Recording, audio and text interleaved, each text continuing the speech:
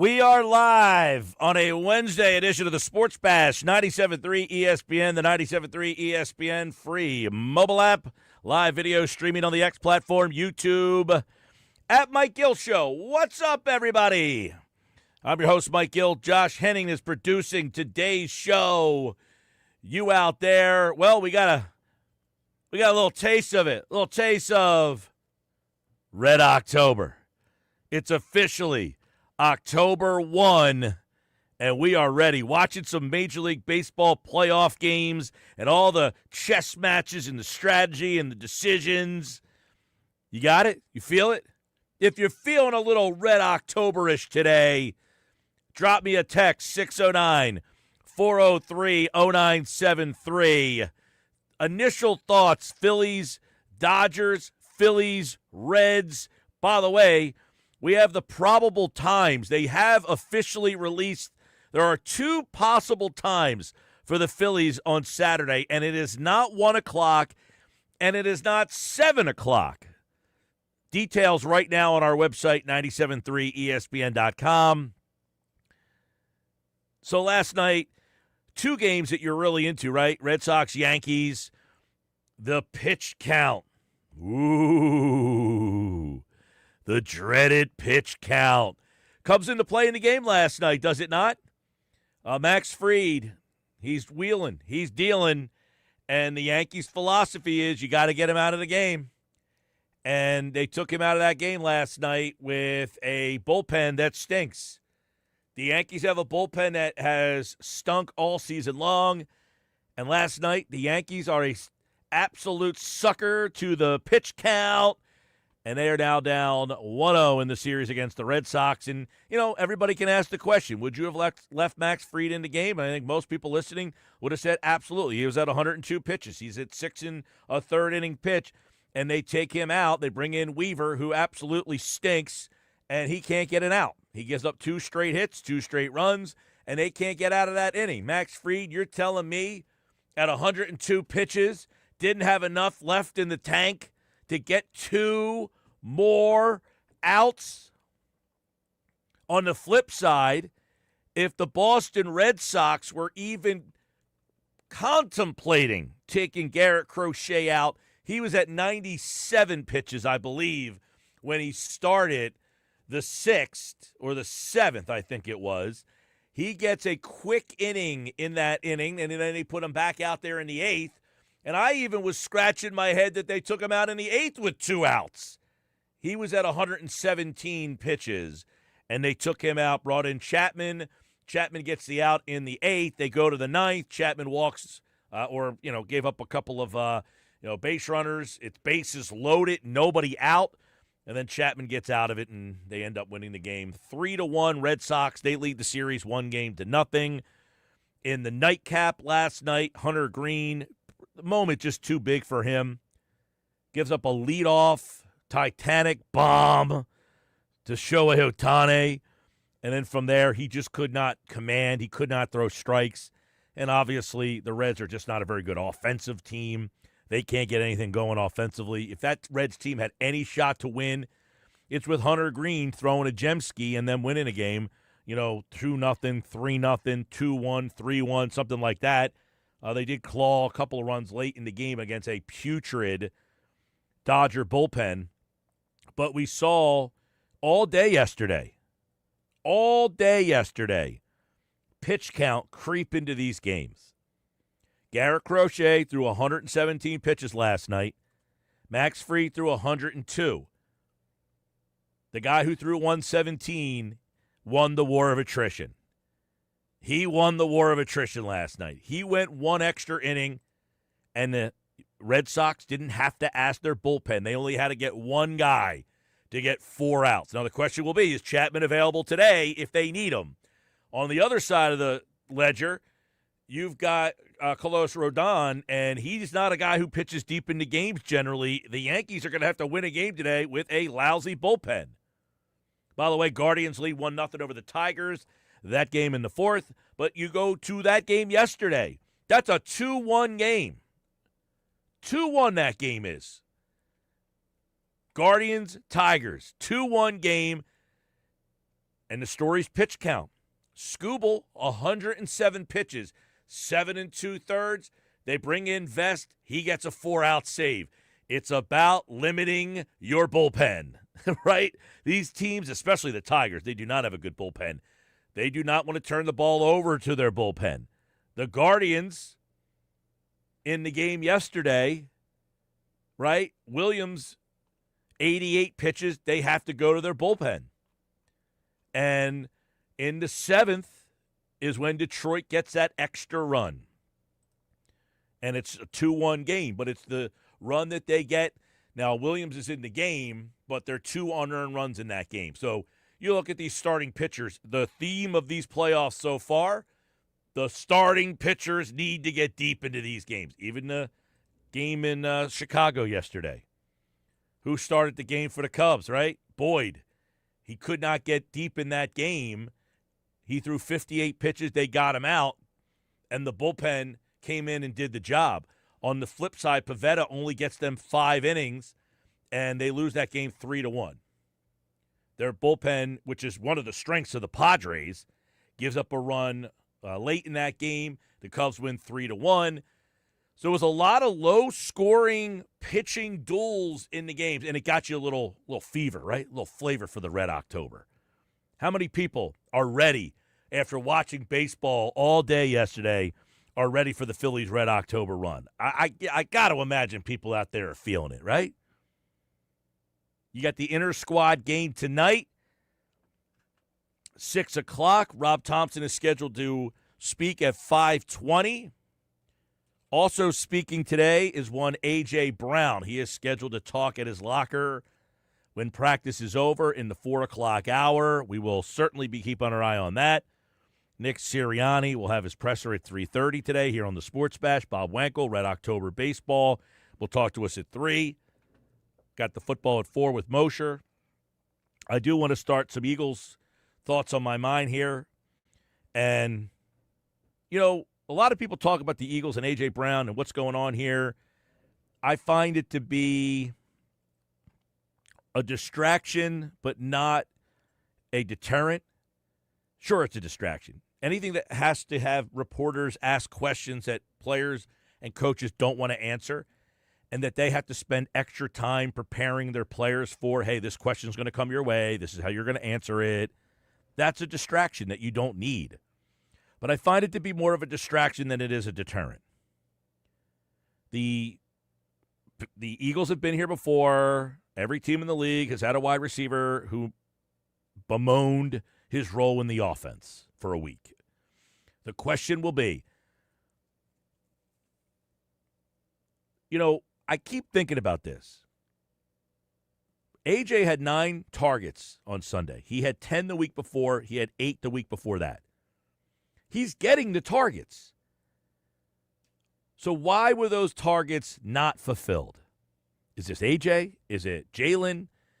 Because he had 10 targets the week before, and we keep saying, well, they're running the same routes. They're running the same. Well, if he had 10 routes last week that were similar to the routes this week, now you might say the team watched what you did last week and they defended you. I saw a tweet here from Mina Kimes, and she brings up an interesting point in reference to what she saw in the game. And Mina Kimes tweeted out that one thing that she takes 14 minutes ago, she tweeted out, going back and watching the Eagles' offense and something that jumped out. And you would think, ooh, what is this? What did you see about the Eagles' offense, Mina? She does a really good job breaking down the tape. So what did you see in the Eagles' offense? And you know what she said?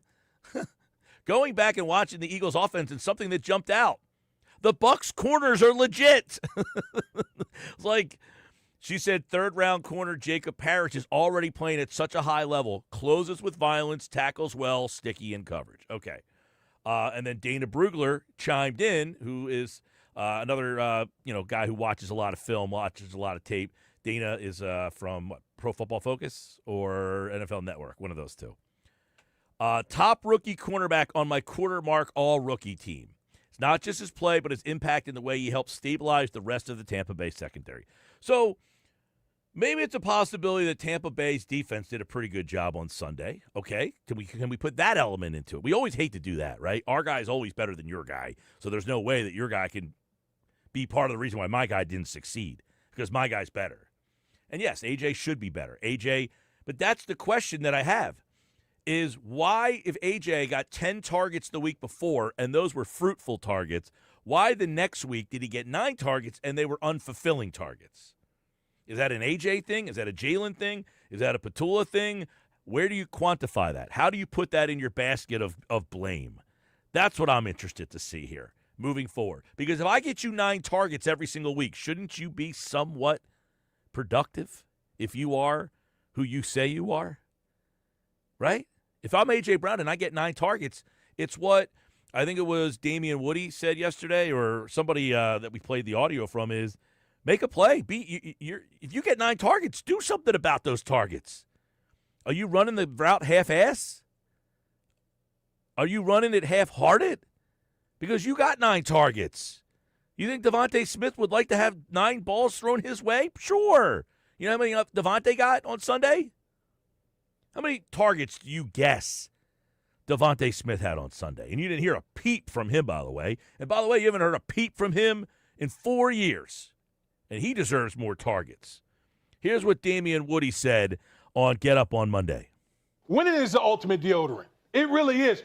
Dude, you're 4-0. I would rather make corrections after a win than you lose and then you doing stuff like this. Okay, and also, dude, you're A.J. Brown. How are you going without having any impact in the game? You're one of the best receivers in the game.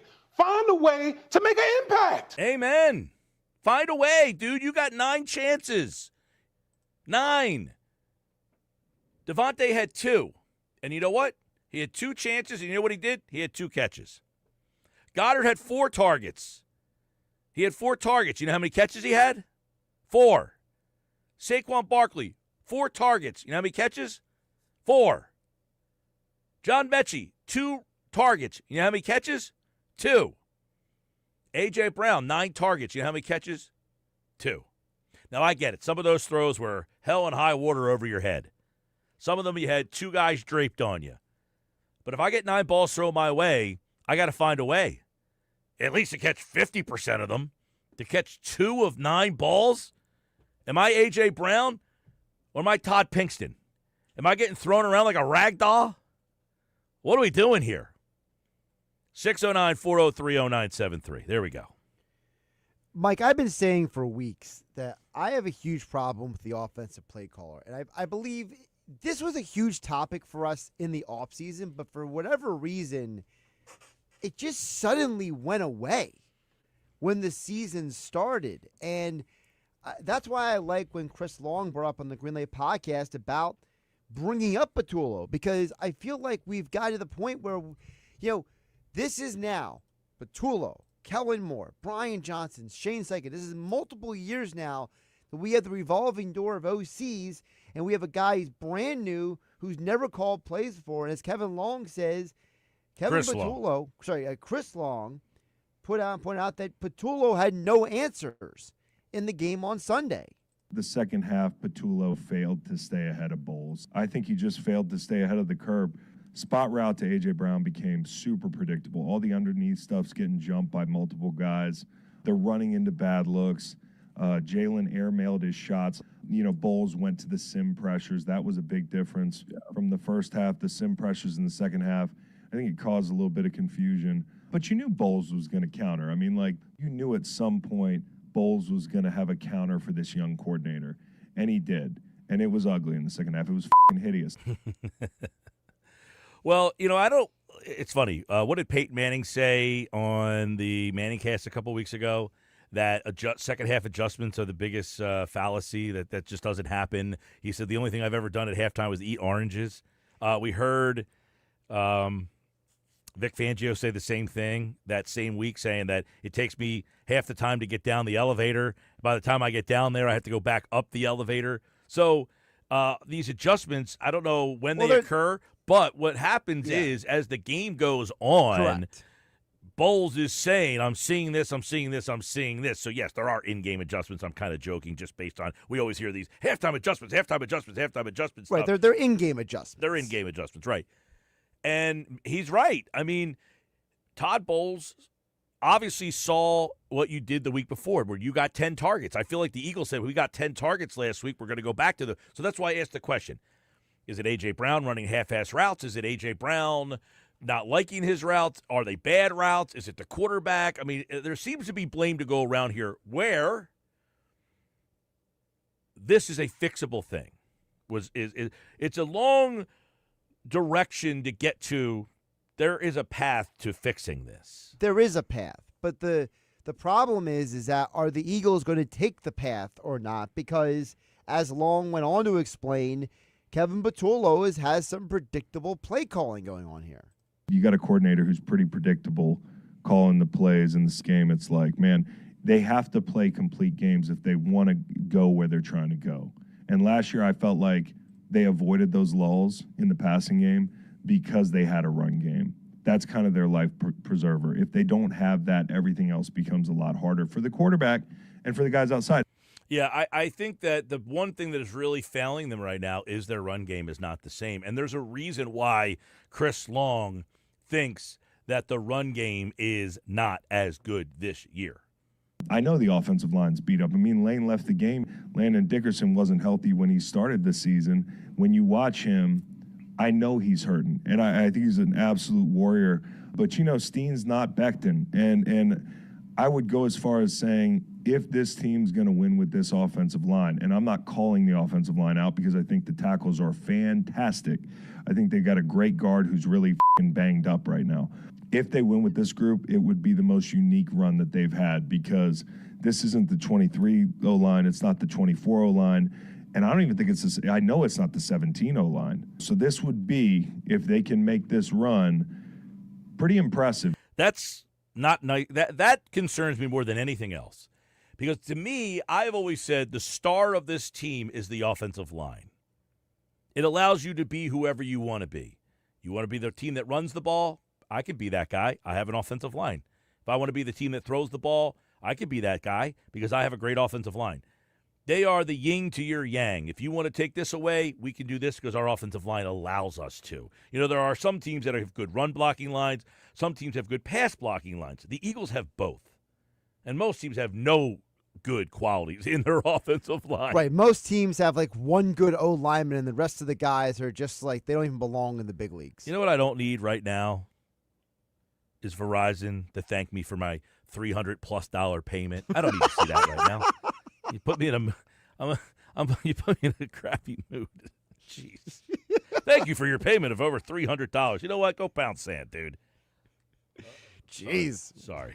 Well, last night, so apparently NBC Universal and YouTube TV did extend their agreement partially. They didn't come to an agreement. They extended the negotiation. Right. They basically said, let's at least keep being friends for now. Yeah. So I woke up because last night I got an email that NBC, I guess the Spanish versions of the NBC products and YouTube could not come together on an agreement. So I saw that email last night, and I was like, oh, are you kidding me? They couldn't get an agreement on this? I don't know how I got down this path, but I got the text from Verizon telling me thanks for paying your bill. Well, the bill was a little bit more outrageous because of using my phone in Europe. So I have all those fees that are now hitting me, right? They're hitting me now because I was in Europe in August. So now the bill is now being paid. So what's worse, your Verizon bill or the Eagles offensive line right now? Well, exactly. So my phone bill is beat up, essentially. I have a beat-up left guard. My right guard is not the same as it was last week. So my phone bill this month is not what it normally is because there are factors here. Yeah, they charge you. They charge you like, because me and my girlfriend both are there, so our phones are on the international for however long we're there. So every day we use our phones there, I get charged $10 and she gets charged. So we're getting charged an extra $20 every day that we're there. Right. So you're getting basically double tapped. Yeah, and now Now the check has come. Right now. And it hit me at 2:20 on Wednesday, right when I don't want to see that check. All right? I don't want to pay that check But right it's now. just like how you don't want to see what was a strength of the Eagles for a decade plus now be a problem potentially, what could be holding the offense back. What Chris Long said there means more than anything else I've heard about A.J. Brown, about the offensive play caller, all of that stuff. Because your offense can't be what you want it to be if that offensive line isn't what you think it is. You know what I mean?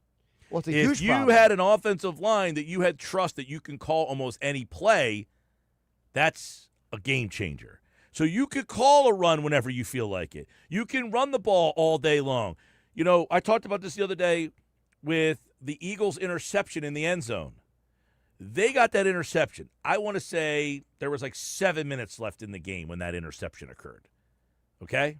Let me see if I can go find it real quick. How much time was left on that interception? The Jahad Campbell one? Yeah, the Campbell one. So Campbell intercepts the pass with 7:57 left in the game. So with 7:57 left in the game, the Eagles have the ball at the 20-yard line.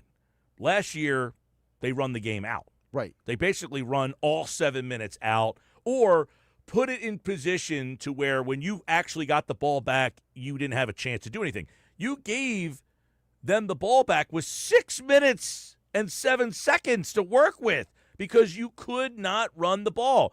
Barkley up the middle for -2. Barkley up the middle for 10. But remember, he got -2, so now it's third down and 2, and you throw a pass to A.J. Brown, and he can't get open, and now you have to punt. You know, the Eagles go 3 and out on 45% of their possessions. It's unacceptable, especially for a team that you know has the talent to be better than that. Anything else from Chris Long before I go? Yeah, I wanted to get to the last part where he is as perplexed with the Eagles' offense as, well, pretty much everyone else, Mike. And he points out what, might be Captain Obvious to some people. This is more from the Greenlight podcast. There's a bad vibe around the offense right now, and and what sucks is as media members and former players, how can we not piss off some of the fans talking about it? If one half, it's like Patullo's the truth, man. Did you see that script? When you look back at the script, there was some creative little red zone plays, and they had answers for the blitz, which took them years to do. But, did they do anything revolutionary? I don't know. So, they're riding the wave. So are we. I don't know what to make of this offense at all. I don't know what to make of it either. And guess what? I'm 4 weeks in. Should I know what to make of it 4 weeks in? Did I know what to make of the offense last year 4 weeks in? I think I kind of felt that they were a team that wanted to run the football. And that's who they became, and that's who they were. I got to go back and look what they did, what they produced the first 4 weeks offensively last year. Because I'm trying to remember, back to hey, this year they scored 24, 20, 33, and 31. If I told you, Josh, and everybody out there listening, okay, I'm going to make a statement here, and I want you guys to answer truly, right? If I told you the last 2 weeks the Eagles scored 64 points in 2 games. Does their offense stink? Well, the last 2 games, the weeks 3 and 4 last year, they scored 31 points over 2 games. They scored 31 last week. And the week they scored over 30 points in back-to-back weeks, and we're complaining about their offense. Is something wrong here, or is it legitimate? Last year, they scored 34, 21, 15, 16. That doesn't sound fun. This sounds a lot more fun, 33 and 31. They were 2-2 last year. They're 4-0 this year.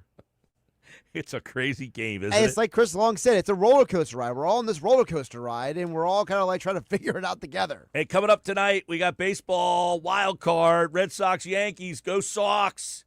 I'll tell you why I think I'm rooting for the Sox. Well, I'm rooting for the Sox anyway, but why I'm really rooting for the Sox, kind of, not maybe. I don't know what the difference is, really. Now that I'm thinking about it. Plus, Reds, Dodgers tonight at 9. I'll tell you why the Red Sox-Yankee winner impacts the Phillies. More on that coming up. But first, Mike McGarry from the Press of Atlantic City, pressofac.com. Are these teams, is the pitch count the ultimate decision maker in the baseball playoffs. It was last night. More Sports Bash coming up.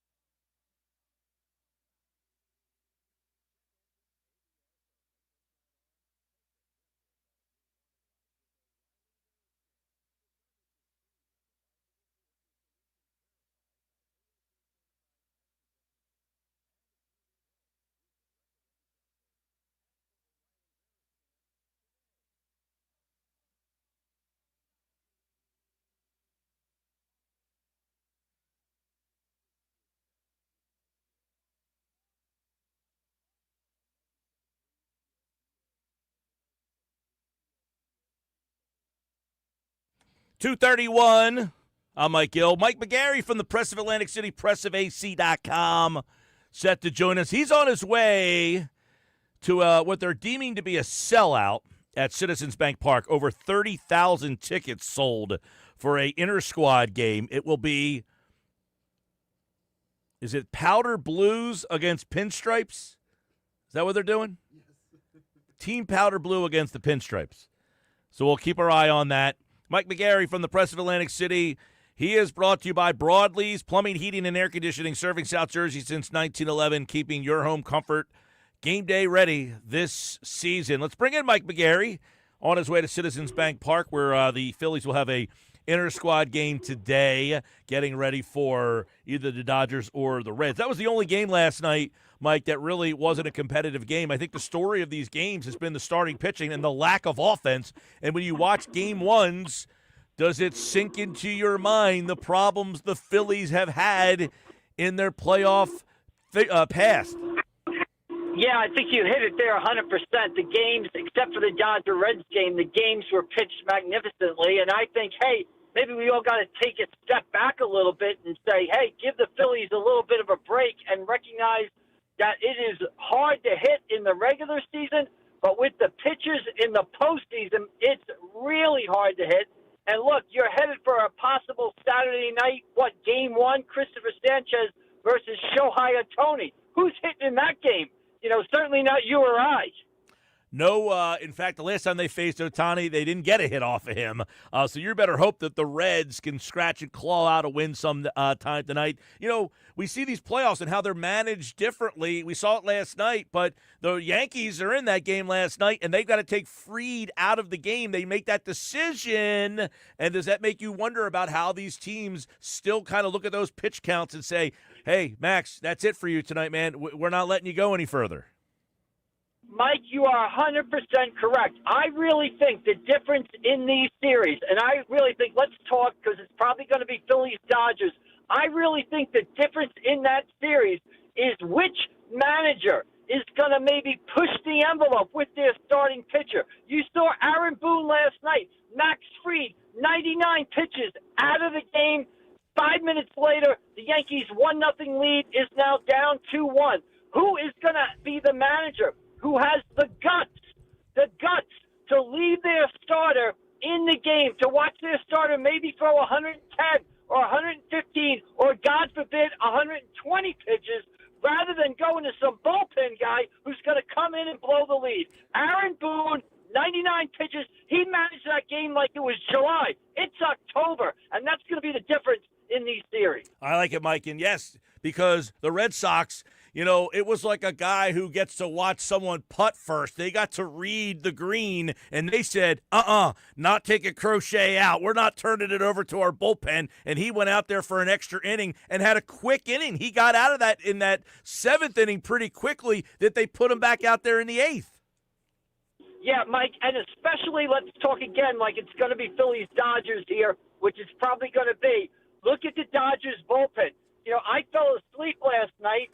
Rare time I go to sleep before midnight. The Dodgers are up 8-0 or 10-0 or something. I roll over at about 12:35, peak an eye opener, and the game's 10-5, and the Reds got the bases loaded in the bottom of the 8th inning. I'm like, the Dodger bullpen is going to blow this game. These managers are in a rush to go to a bullpen which just blows games. If I'm Rob Thompson on Saturday night, I'm going Christopher Sanchez to Johan Duran. That's what I want to see. 8 innings of Sanchez, 1 inning of Duran. I don't see anybody else on the mound in Citizens Bank Park. Well, Mike, that's what everybody did yesterday. You had Skubal go 7 2/3. They turned it over to the closer for 4 outs, and so did the Red Sox last night. They both got 4-out saves, and this is where the advantage comes in for not having to play in the wild card, because you need your pitcher to throw 115 to 120 pitches to get you a win, and then how much does he have left when he comes back in that divisional round? That's where the Phillies have to hope they have the advantage. Yeah, and Mike, you hit it before, what you said earlier. If I'm the Phillies or I'm a Phillies fan, I'm bringing out my Cincinnati Reds gear, my Big Red Machine gear, my Sparky Anderson, my Tony Perez fathead. I'm hanging that on the wall. I'm all in on the Reds tonight because the Dodgers with their pitching depth, Mike, they're the one team that can actually throw two aces in the wild card series and then come back with a guy like Otani on Saturday. So, it would be a big boost for the Phillies if the Reds were able to win tonight and force the Dodgers to go play that third game. Mike, let's look at the Phillies. You're going up there tonight, and it's going to be an inter-squad game, but I guess one of the stories will be, what do we expect from Trey Turner? Well, is his speed a factor in this? How much do they need him to be the Trey Turner that we got this year? The batting title, the stolen bases, using his legs. Is there some concern or questions from you whether he is going to be the guy we saw that had he had a really good regular season? Yeah, I think, Mike, there is a concern on my end a little bit there because of the way he came back from the hamstring last year, where he looked like he wasn't going 100% or didn't want to push it. Now, this hamstring is not as serious as the one last year, but I still have questions about his comeback, and they're going to need Trey Turner to be the Trey Turner that he was all season long to beat the Dodgers. I don't know how you feel, Mike, but if this does end up being Phillies-Dodgers, I think the winner of this series wins the World Series. That's how I think these are the two best teams in baseball. Watched all the games yesterday, watched baseball, American League, National League, down the stretch in September. I think the two best teams are the Phillies and the Dodgers. And if they meet in the division series, I think the winner wins the World Series. Well, I'll tell you what. I said last night, this is a matchup, Phillies-Dodgers, where I would prefer if baseball could make it, hey, you know what, let's make this a 7-game series because these two seem to be just as you said, a notch above everybody else. I don't want to see a 5-game series with these two. I want to see this thing possibly be a 7-game war out there. And who has the war of attrition here? I don't know. You look at the Dodgers staff. I know we're jumping the gun a little bit, but the way they played last night, the Reds just look overmatched. And the Reds just don't have any offense. The only reason they're here is because they do have some pretty decent pitching. But who has a deeper staff, that Phillies staff or that Dodgers staff? Yeah, starting pitching-wise, the Dodgers can match the Phillies. Bullpen-wise, it's a question mark. I think both teams' bullpens are question marks. You saw the Dodger bullpen last night almost give that game up. You saw when the Phillies went out to Dodger Stadium a couple of weeks ago what the Dodgers starters did to the Phillies, but what the Phillies were able to do against the bullpen. Conversely, I like Johan Durant, but I'm still very nervous about the bridge from the starting pitcher to Durant. I'm nervous about Matt Strahm, Orion Kirkland, David Robertson. I'm nervous about the bridge from the starter to the bullpen. So I think that's the weakness that both the Phillies and the Dodgers have is their bullpen. All right, Mike McGarry for the Press of Atlantic City, pressofac.com.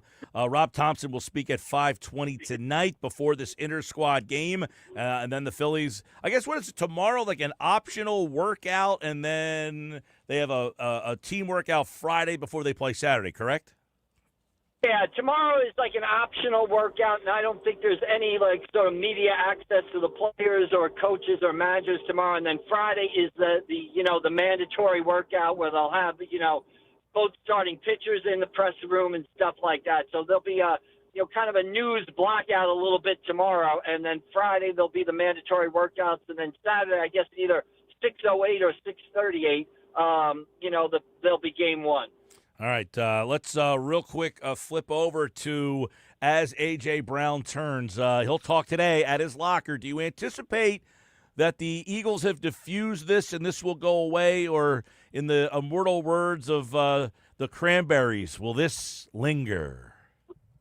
Yeah, I think it'll go away for the most part. I think it'll linger, however, a little bit. I think the reason it goes away is because the Eagles are 4-0.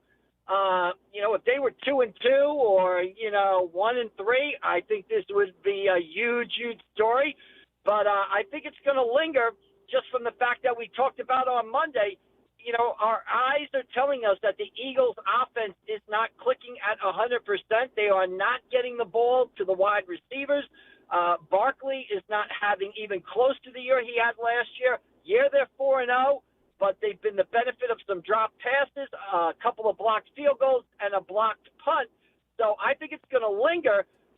not only because of what A.J. Brown said, but mostly because two of the better players on the team in A.J. Brown and Devontae Smith are not being used to maximize their role or their contribution to the team. I think that's the bigger issue here rather than what A.J. Brown is going to say or tweet. He could say or tweet anything he wants, but the issue is the two wide receivers right now are not playing like they're capable of playing, and I believe the Eagles have to fix that if they are going to defend their Super Bowl title. Right before you came on, Mike, we played a bite from Chris Long on his Greenlight podcast, which he basically said the offensive line is not as good. He said Landon Dickerson is banged up, that he's not as good. Lane Johnson has left 2 games now, so that's been a problem, and that Tyler Steen is not Mekhi Becton. He said this line is not nearly as good as last year's or even the 2023 team, and he said it's certainly not the 2017 team. That could be one of the underlining factors here, is that we all just assume that this offensive line is the best and they're always good. If they are not what we think they are, that could be the ultimate problem. Yeah, I would agree with that, and I would agree, again, from the eye test, that the offensive line has at times struggled this season. But to me, that means it's on the coaches. Maybe you can't run the same schemes, right, the same plays did the past couple of years because that offensive line is no longer the best offensive line in football and basically dominating the line of scrimmage. But then you got to figure a way to live like the rest of us who don't have one of the best offensive lines in all of football and get the ball out of the quarterback's hands quicker, do some quick hitters, things like that. You've got to figure out a way to still maximize those wide receivers, even though I agree 100% the offensive line has struggled at times this season. He's Mike McGarry. He's on his way to Citizens Bank Park. It's the Team Pinstripe against Team Powder Blue. 6 o'clock first pitch. And you'll get more details at AC Press McGarry and over at pressofatlanticcity.com. All right, Mike, we'll talk to you Friday. All right, we'll see you down the road, Mike. Thanks. And on Friday, we will know who the Phillies' opponent is in the National League Division Series, and you can listen to those games right here on 97.3 ESPN. Your home for Phillies Red October baseball is 97.3 ESPN. Listen to every pitch of the Phillies Red October run on 97.3 ESPN. All right, when we come back, the Phillies on Saturday, we now know what times they could play. It's not 1 or 7. Those 2 times are out the window. We have 2 new times that are official, and I'll tell you what those are coming up next. So make your plans for Saturday around these 2 times, and I'll tell you why it's one and possibly another. There's 2 possible times. That's coming up next. Plus, I'll read your text messages are coming in throughout the show, and I'll read them off coming up next. 609-403-0973. It's the Sports Bash.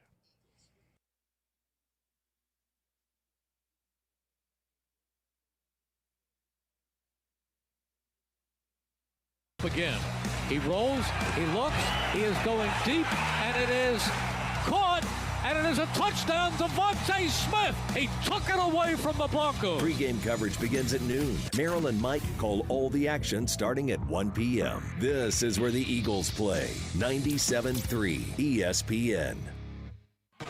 Nothing brings people together like good food and game day fun. That's why Royal Farms created the Tailgater. For just $20, you'll get our 8-piece mixed or 10-piece dark world-famous chicken, a family-sized order of Western fries, 4 buttermilk biscuits, and a 64-ounce Snapple tea. It's the perfect way to feed your crew, whether you're in the driveway, the backyard, or the stadium parking lot. So fire up the team spirit and bring home the Tailgater.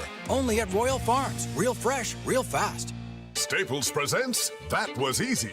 Our office computers were from like 2012. What? They had computers then? Yeah, I don't know much about new tech. Apparently. So I went to Staples and saved big on an AI-powered HP laptop and HP OfficeJet Pro printer, which also came with 3 months of free instant ink. And we're back in this century. During Staples HP Tech Event, save up to 35% on HP printers and up to 40% on AI-powered HP PCs. That was easy. In-store, online, and on the app. Into 11/1 select models only. Do Crohn's disease or ulcerative colitis symptoms keep coming back? Tremfya, guselkumab, may help, with rapid remission achieved at 12 weeks and lasting clinical remission at 1 year. Some even saw visible improvement of their intestinal lining at 12 weeks and 1 year. Tremfya is a prescription medicine used to treat adults with moderately to severely active Crohn's disease and adults with moderately to severely active ulcerative colitis. Serious allergic reactions and increased risk of infections and liver problems may occur. Before treatment, your doctor should check you for infections and tuberculosis. Tell your doctor if you have an infection, flu-like symptoms, or if you need a vaccine. Healing is possible with Tremfya. Approximately 3 out of 10 patients were in endoscopic remission at 1 year, based on areas visualized on colonoscopy, which may not represent the deeper bowel layer or entire GI tract. Individual results may vary. Ask your doctor about Tremfya today. Call 1-800-526-7736 to learn more or visit tremfyaradio.com. Progressive knows if you have to choose between everyday life and your RV, RV wins. What, are you going to take the RV to the mountains or go pick up your dry cleaning? RV wins! Are we cleaning the gutters or taking the RV camping? RV wins! Are we getting a new passport or cruising up the coast? RV wins! Don't forget, you got that trip to Sweden coming up. Oh, yeah, passport, then RV. With Progressive, you can bundle your RV with your home or auto and save with a discount and spend more time enjoying those savings in your RV. Progressive Casualty Insurance Company affiliates and other insurers not available in all states and situations. Contact Tax Relief Helpers for details and restrictions. Attention, anyone that owes money to the IRS. Every day, your unpaid tax debt gets bigger and bigger from daily interest. The longer you wait, the more you will end up paying. If you owe $10,000 or more, now is the time to settle your debt before the IRS takes aggressive action, like taking your wages or property. A special toll-free number has been established so you can stop penalty fees, avoid liens, levies, or other hostile measures by the IRS. Call Tax Relief Helpers right now. I got behind on my taxes and owed $48,000. I called and they got my bill lowered to just $3,500. I owed $87,000 in taxes and it was scary. I got the amount I owed down to just $3,500. I saved $83,500. If you owe money to the IRS, don't wait another day. Your tax debt gets bigger and bigger from daily interest. Call right now before the IRS enforces liens, levies, or other aggressive measures. The call and consult are absolutely free. Call now. Call 800-936-4807. 800-936-4807. That's 800-936-4807. You know that Big Bargain detergent jug is 80% water, right? It doesn't clean as well. 80% water?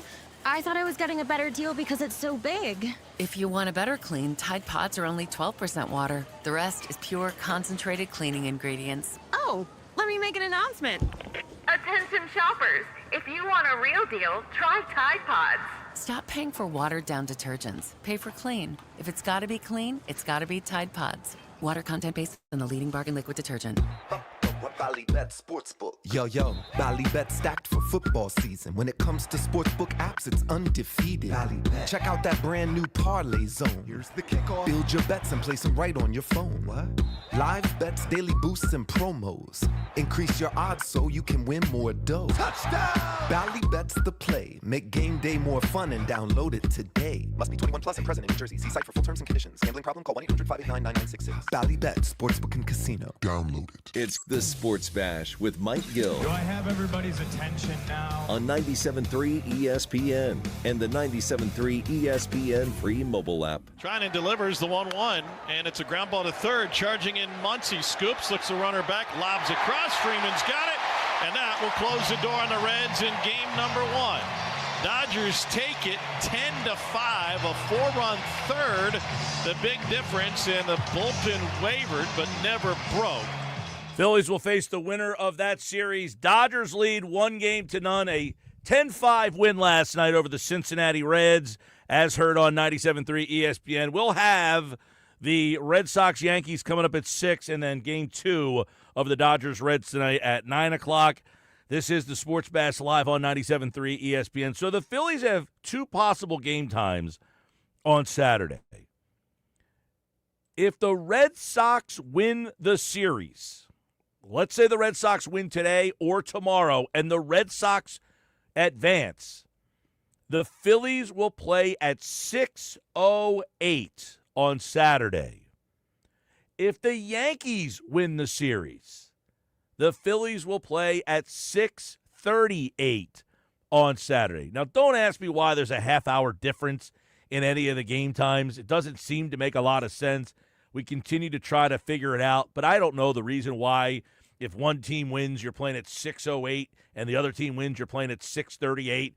But that's what it is. It seemingly has to do with, as I see it, the Padres-Cubs, winner of that game will play the Brewers. it has to do with like TV, and Fox, remember, has football on, so that's all in play here. The Phillies are either going to play at 6 or 6:30, basically. So that's what we have for you. 6 or 6:30, 6:08 or 6:38 if you want me to be Josh. But it's 6 or 6:30. Now, if I told you like 6:30 and the game was 6:38, like, should I say 6:38? No, because for someone like me, I already understand the sport times never actually start at the time that's described. So, like, an NFL game doesn't actually kick off at 1 o'clock. It's more like 1:03, depending on how long the national anthem is. Okay, well, 6:08 or 6:38. Do you have a preference of those two times? Like, does it really? I think, like, 6 o'clock is a nice, solid time. I think 6 o'clock is a good, solid time. Better than 1. Way better than 1. It's better than 7. Selfishly, it's definitely better than 1 for me. Yeah, well, it's better than 1. It's better than 7. Like the 7 o'clock, it's not terrible.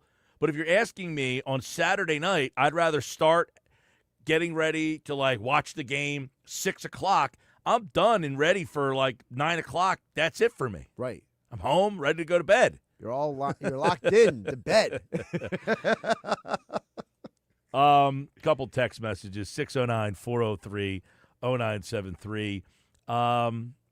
This one is Dave in EHT. He says, wins are wins, Mike, in the NFL. Your record says what you are. If this and because of that, this stuff happens because they are good. I don't know what all that means, except for I do agree that wins are wins in the NFL. However, we saw that that's not always the case. You could be 10-1, and you are 10-1. Wow, look how good you are. And then you ended up at 10-7. What a which concept. meant you were not all that good. There is a concept of, and this is where it's interesting, the Eagles have beaten 3 really solid teams. I think all 4 of their wins are solid wins. The Cowboys aren't like they're not going to go 3-14. Right, they're not the Carolina Panthers. Right. Mike, Jim in Williamstown. Hi, Jim. Says, if Hurts isn't 100% this weekend, I think Denver upsets them. Well, I don't see anything about Hurts on the injury report. The injury stuff's coming out right now. Lane Johnson was out of practice today. Jalen Carter was out of practice today. Oh, no. They were out at practice At practice, today. yeah. So they did practice. Correct. I thought it said the following injured Eagles were out at practice. No, but then they're on the field. So Carter's out there, Adory's out there, Lane's out there. Goddard was not out there.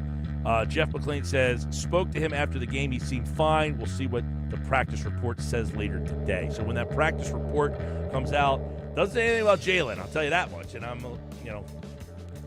not surprised, but I'm surprised, if that makes any sense. I'm kind of surprised. I'm not surprised. I mean, he took a shot, dude. His head bounced off the turf. Absolutely. It was very obvious that something was wrong. 609-403-0973.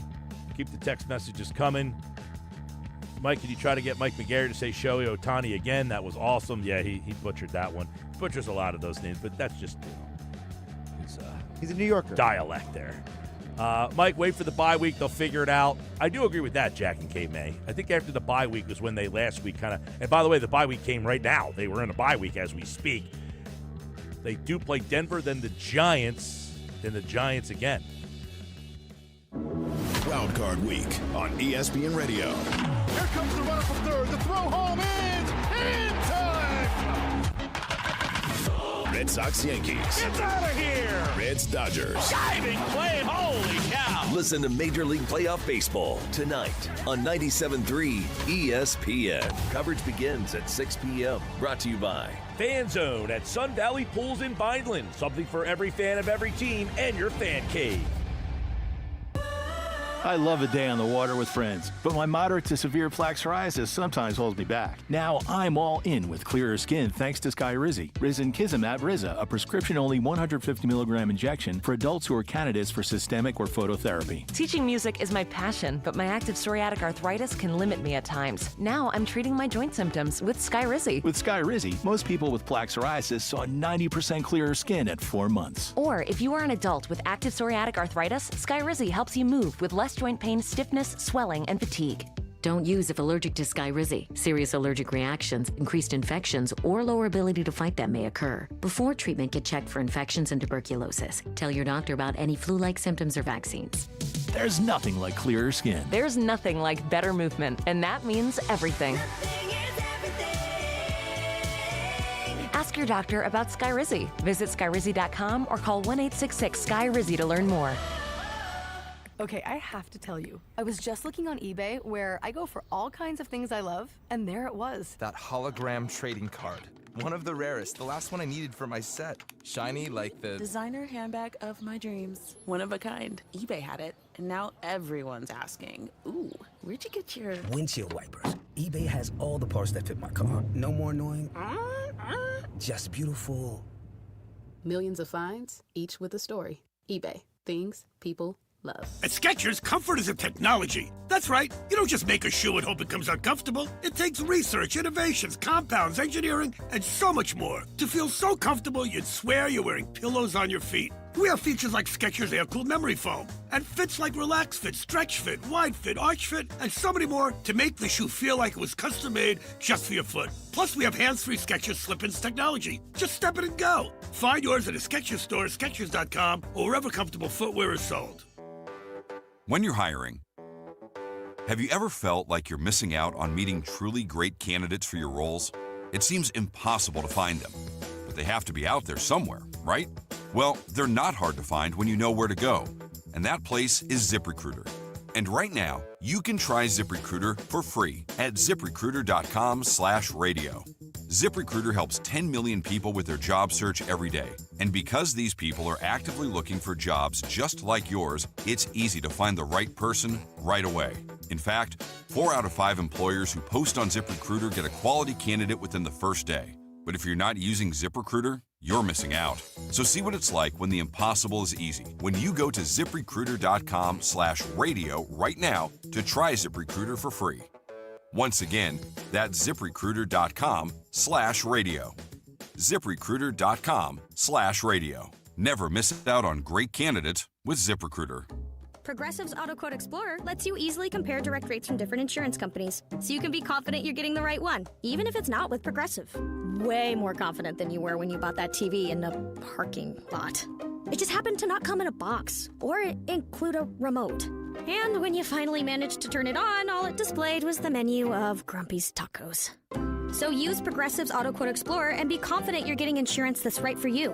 Progressive Casualty Insurance Company and affiliates. Not available in all states or situations. Prices vary based on how you buy. Contact Tax Relief Helpers for details and restrictions. Attention, anyone that owes money to the IRS. Every day, your unpaid tax debt gets bigger and bigger from daily interest. The longer you wait, the more you will end up paying. If you owe $10,000 or more, now is the time to settle your debt before the IRS takes aggressive action, like taking your wages or property. A special toll-free number has been established so you can stop penalty fees, avoid liens, levies, or other hostile measures by the IRS. Call Tax Relief Helpers right now. I got behind on my taxes and owed $48,000. I called and they got my bill lowered to just $3,500. I owed $87,000 in taxes, and it was scary. I got the amount I owed down to just $3,500. I saved $83,500. If you owe money to the IRS, don't wait another day. Your tax debt gets bigger and bigger from daily interest. Call right now before the IRS enforces liens, levies, or other aggressive measures. The call and consult are absolutely free. Call now. Call 800-936-4807. 800-936-4807. That's 800-936-4807.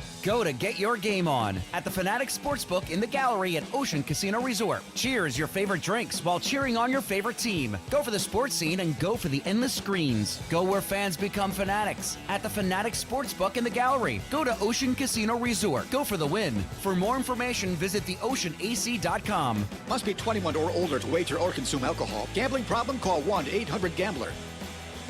Home of the Philadelphia Eagles. They got him again! Sixers. Bang! It's good!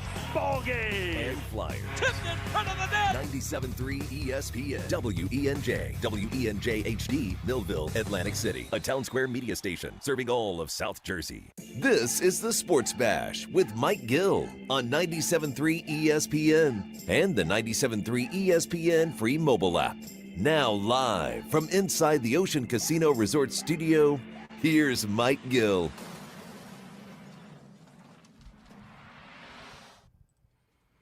Nope, do not.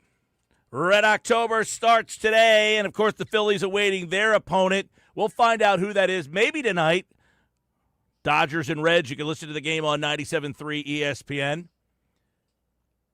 We got Eagles and Broncos this weekend. Now, right before the break, obviously, I was talking about the Eagles bye week coming up.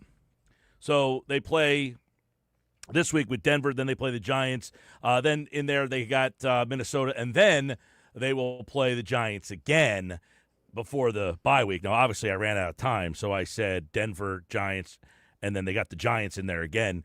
Anybody with half a brain would have realized I ran out of time, but the bye week is after that second Giant week. So the difference this year is last year they had the bye week now. They have 4 games before the bye. Denver, Giants, Vikings, Giants.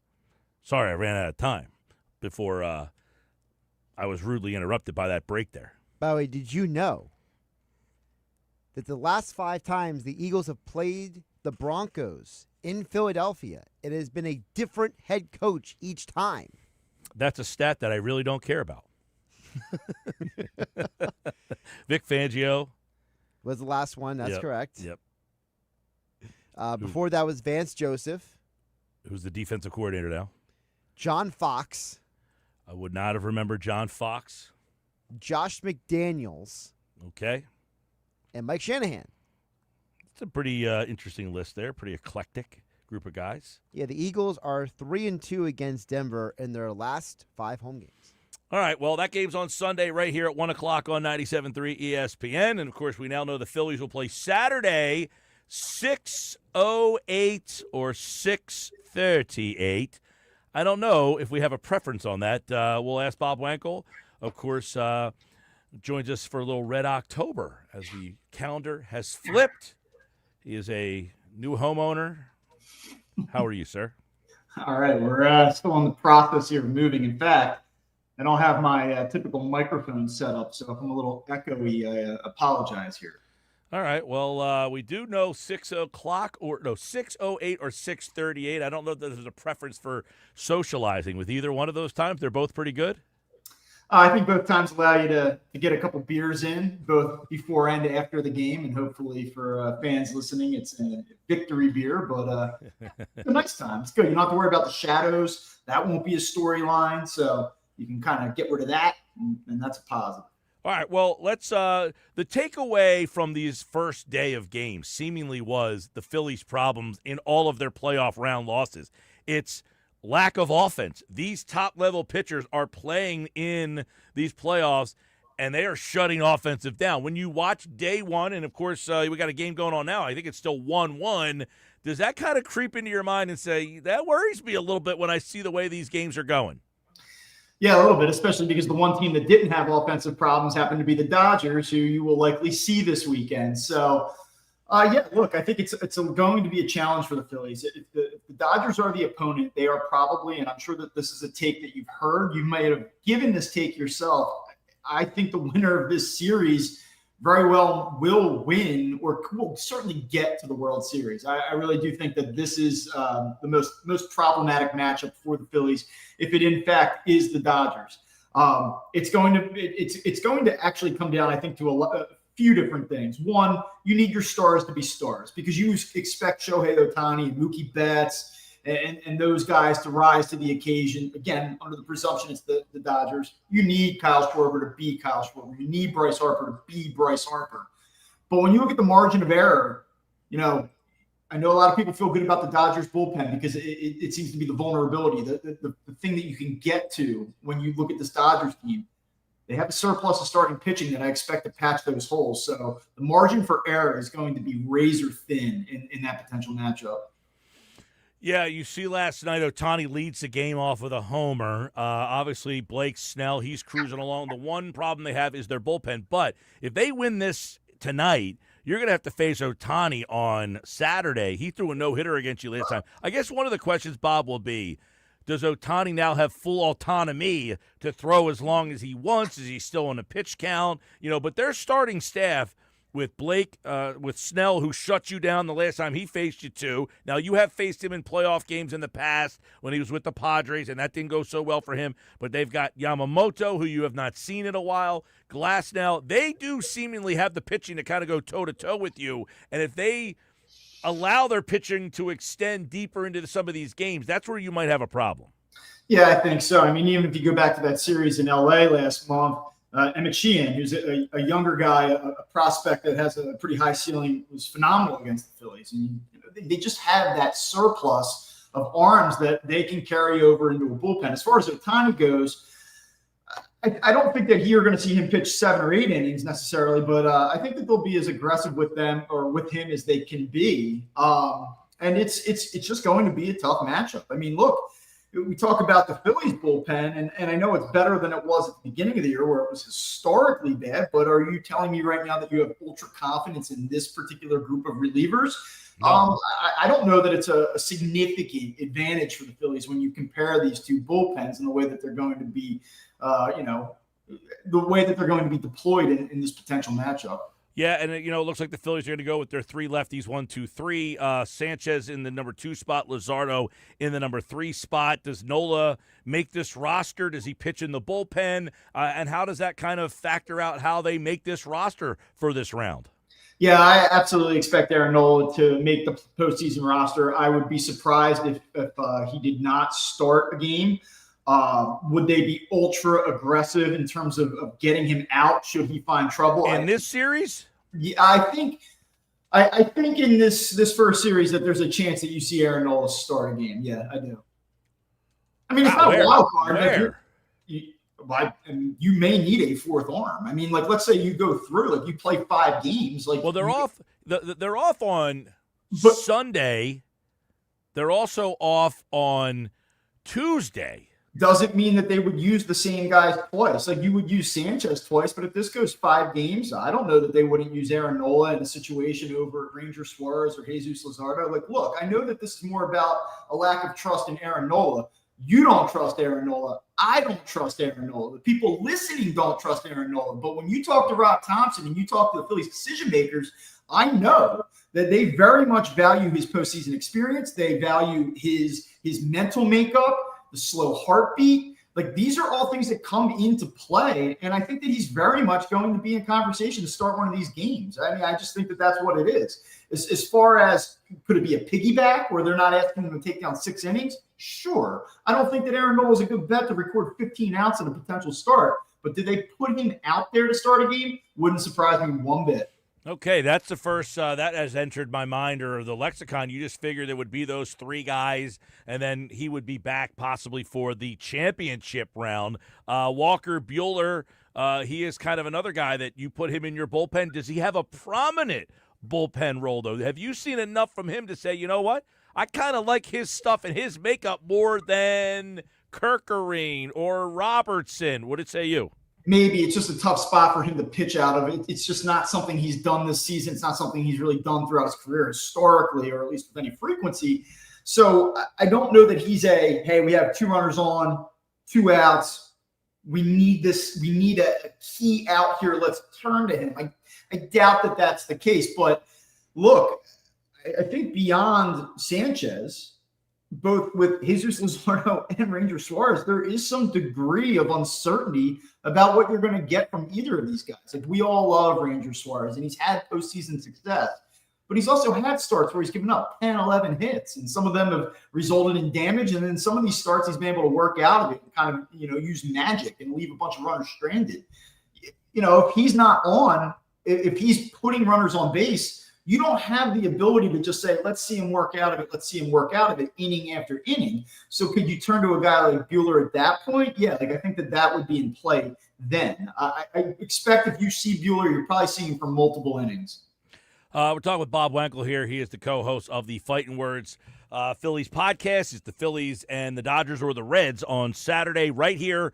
Listen to every pitch on 97.3 ESPN. Let's go to Bob's lineup talk here. Obviously, it looks like Trey Turner. Let's start with him. I don't know. He played 1 game for 2 at-bats. Last year we saw him come back from the hamstring. He was not the same. Now, this hamstring's not supposed to be as bad. He's certainly back sooner than he was in that one.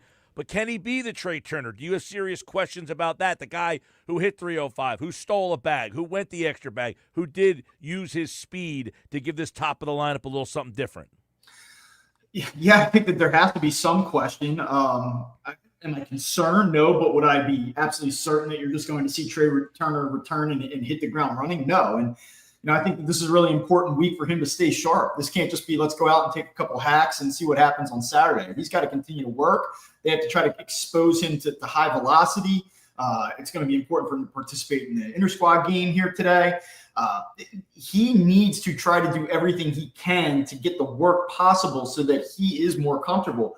I think you have to hit him lead off. I think you have to let your stars be stars, give them an opportunity. You're going to sink or swim with the Bryce Harpers and the Trey Turners. And so if there's an idea about moving him down in the order, I wouldn't do it, especially because I still don't think that they really have another truly viable option there.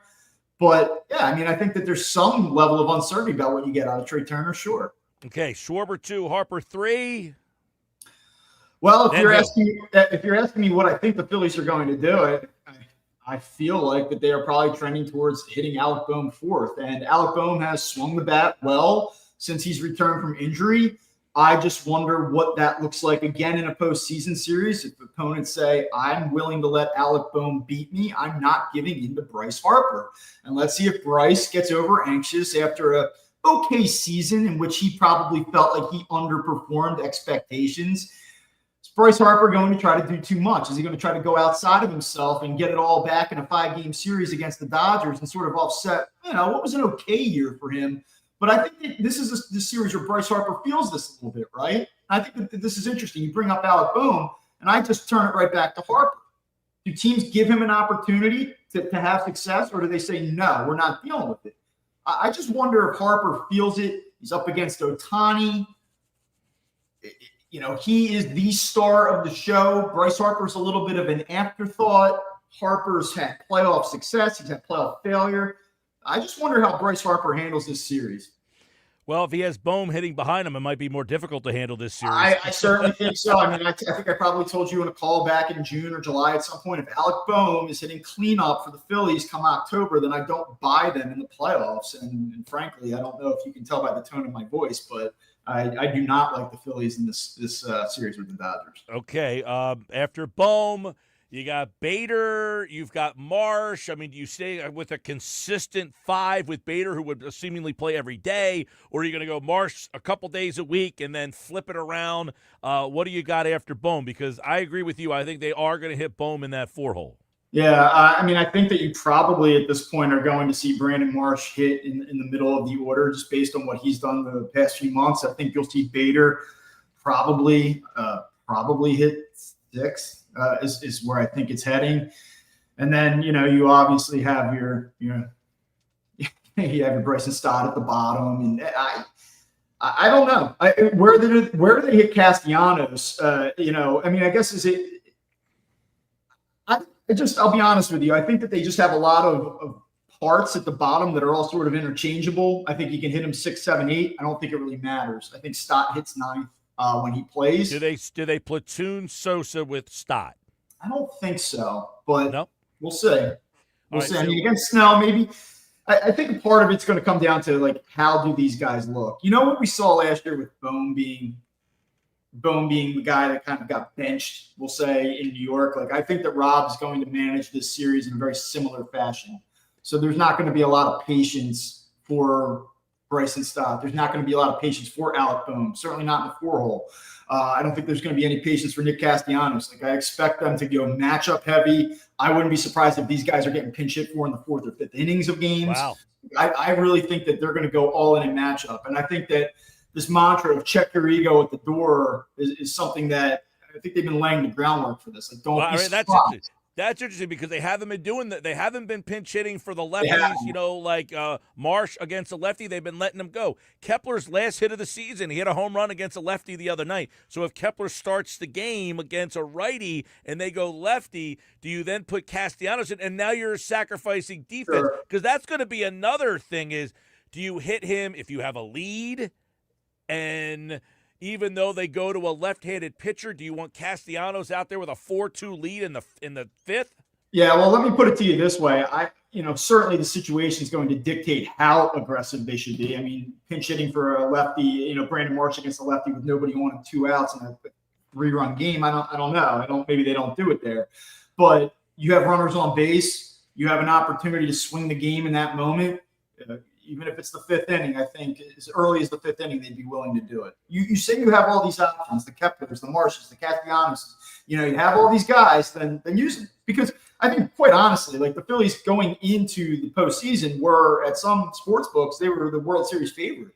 Well, guess what? The Dodgers win 10-5 last night. They go up 1-0 on the Reds, and the Dodgers are plus 370 to win the World Series right now. They've jumped the Phillies, and by a significant margin. So what does that tell you? It tells you that even on the road, the Phillies have home field advantage in this series. The Dodgers are going to be favored in this series, and rightfully so, in my opinion.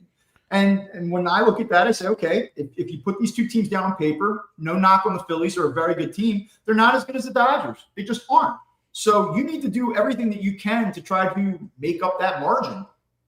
Well, before the Dodgers need to play tonight, we anticipate they would win tonight. They have a pitching advantage, Yamamoto against Littell. You like the Dodgers in that game. So they would have a couple days to kind of rest off here. They would have Thursday, Friday, so they can essentially restock the shelf with Ohtani, Snell, and Yamamoto for and you remember, you got a day off between game 1 and game 2. The way they make this schedule, you have a day off every other day. Really? Is that necessary to have a day off every other day? But that said, you're right. The Dodgers with this starting pitching, the Phillies won the series 4-2 in the season, but you never really got stuck facing these guys in this particular fashion.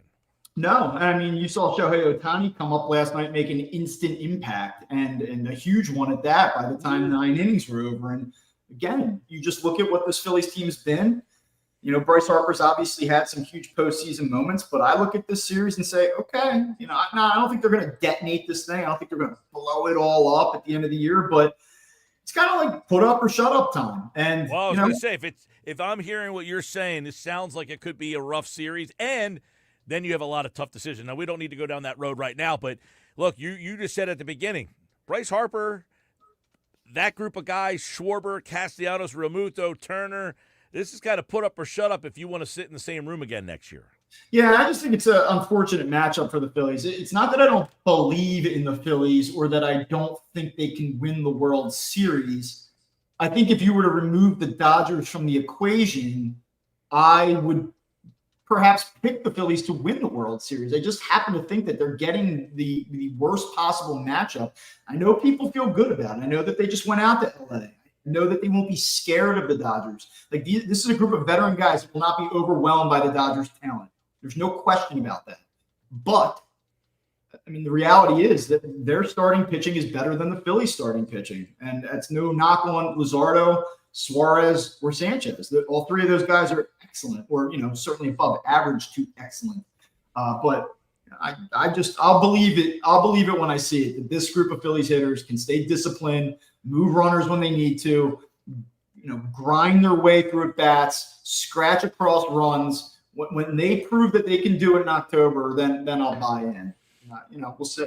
All right, we'll see you tonight. Dodgers and Reds, you can listen to that game on 97.3 ESPN. 9 o'clock, the first pitch, 9:08 actually, first pitch for that one. And Saturday, Phillies against the winner of that series. You can listen to it right here on 97.3 ESPN. Game 2, by the way, is on Monday, and we will be at Ocean Casino getting ready for that one and probably talking to this man right here. He's the co-host of the Fightin' Words, a Phillies podcast, Bob Wankel, who is down on the Phils against the Dodgers. It'll be Phillies-Reds now because it's Reds October hashtag against Red October hashtag. Look, root for it. Root for the Reds. I know they'd be coming in with all the momentum. Doesn't matter. All right, man. See ya. See ya. Bob Wankel, everybody, host of the Fightin' Words podcast. Check that out on all podcasting platforms. He joined us right here on the Sports Bash Live on 97.3 ESPN. I'm Mike Gill. We got so much more to go, including Nick Sirianni, who speaks today. You'll hear his press conference coming up on the other side. He did talk about a couple interesting things. Obviously there's been a lot made about getting A.J. Brown the ball, but the other receivers don't have any targets either. Devontae Smith only had 2 targets last week. How come he's not seeing the ball as much? Well, that question was asked today, plus the plan for Nakobe Dean. He is back in the 21-day practice window. He answered those questions and more. Plus, the Broncos have an elite group of edge rushers. We just heard what Chris Long said about your offensive line, coach. What does he see in the matchup this week? That's next when the head coach of the Philadelphia Eagles, Nick Sirianni, his Wednesday presser is right here on the Sports Bash on 97.3 ESPN. You're listening to the Sports Bash with Mike Gill. Never thought this radio stunt would catch on so big. On 97.3 ESPN.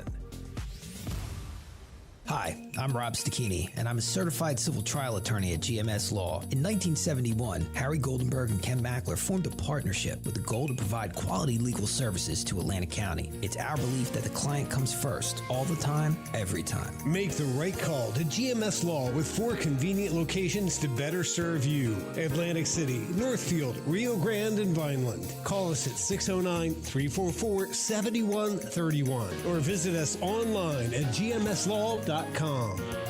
I've always wanted to learn French, but the app I tried didn't help. If you want to memorize words in another language, there's an app for that. But if you want to really learn another language, there's Babbel. Babbel was designed by over 200 language learning experts to be the most effective way to learn another language. With other language learning apps, I was just playing games. I wasn't really learning. Babbel's different. Every time I open the app, I can choose to work on my writing, speaking, or listening. And it saves my mistakes for me to review, so I'm constantly improving. Babbel feels like it was created intentionally by people who really know what you need to learn another language. Before Babbel, I thought I just wasn't good with languages. But now I'm speaking French. Tout ça, c'est grâce à Babbel. Want to really learn another language? Save up to 50% on your Babbel subscription when you sign up at Babbel.com. That's Babbel.com to save up to 50%. Babbel.com. Are you drowning in IRS tax debt? I owe the IRS $37,000. Get ready for a toll-free hotline. Take advantage of new IRS tax forgiveness programs that may protect you from IRS collection agencies. They have the power to garnish your wages, put liens on your property, and levy your bank account. Civic Tax Relief can help protect you from the IRS. Civic Tax Relief basically represented me against the IRS, and by the time everything was completed, I didn't owe the IRS anything. Find out about the Fresh Start program that is now available through Civic Tax Relief. Civic Tax Relief's special tax hotline can help you discover all the relief programs available for free. I would recommend anyone who has a tax problem to contact Civic Tax Relief. Just call 800-601-7780. 800-601-7780. Don't wait. Call now. 800-601-7780. 800-601-7780. Must qualify for enrollment. Results may vary. Comcast Business can help turn your small business into a connected, secure, modern business. It's how retailers become constantly connecting must-visit shops. How restaurants become reliably up and running neighborhood favorites. How healthcare offices become the data protecting caregivers that we all depend on. And how wealth management firms become cyber-securing guardians of your information. With reliable connectivity, enhanced cybersecurity, and Wi-Fi backup, your business can stay connected and get threat-ready with Comcast Business, powering possibilities. Get started with our reliable business internet. Plus, stay connected when you add Wi-Fi backup for just $35 a month. And ask about a $500 prepaid card on a qualifying gig bundle. Call today. Restrictions apply. Wireless Connect requires business internet for additional monthly charge. Taxes and other fees extra. Prepaid card offer ends 11/16/25. Do Crohn's disease or ulcerative colitis symptoms keep coming back? Tremfya, guselkumab, may help, with rapid remission achieved at 12 weeks and lasting clinical remission at 1 year. Some even saw visible improvement of their intestinal lining at 12 weeks and 1 year. Tremfya is a prescription medicine used to treat adults with moderately to severely active Crohn's disease and adults with moderately to severely active ulcerative colitis. Serious allergic reactions and increased risk of infections and liver problems may occur. Before treatment, your doctor should check you for infections and tuberculosis. Tell your doctor if you have an infection, flu-like symptoms, or if you need a vaccine. Healing is possible with Tremfya. Approximately 3 out of 10 patients were in endoscopic remission at 1 year, based on areas visualized on colonoscopy, which may not represent the deeper bowel layer or entire GI tract. Individual results may vary. Ask your doctor about Tremfya today. Call 1-800-526-7736 to learn more or visit tremfyaradio.com. You hear that?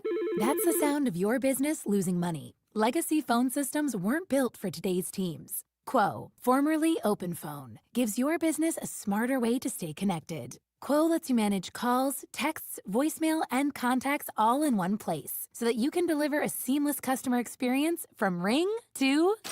Need to take calls on the go? Quo automatically transcribes, summarizes, and highlights next steps from every call, so you never miss a detail. Need insight into what closes a sale? With Quo's AI call tags, you can instantly spot key topics like objections or pricing questions and use those insights to level up every customer interaction. And yes, you can bring your existing number with you for free. Keep your team in sync and your customers happy with Quo. Quo. No missed calls, no missed customers. Try Quo for free at quo.com/sports and get 20% off your first 6 months. That's quo.com/sports. QUO.com/sports. You're listening to the Sports Bash with Mike Gill. When I'm driving, I got a guy on the radio who talks to me. I can't see him, but he talks to me. On 97.3 ESPN. All right, 327.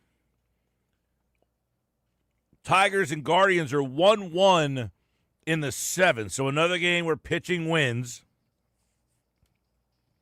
You heard Bob Wankel feel any better about the Phillies' playoff Red October run? Doubtful, right?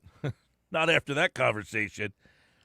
609-403-0973. Nick Sirianni spoke today on a variety of topics as the Eagles get ready for the Denver Broncos. You can listen to the game on 97.3 ESPN. The Broncos come to town 2-2, coming off a big Monday Night Football win. Here is head coach Nick Sirianni today.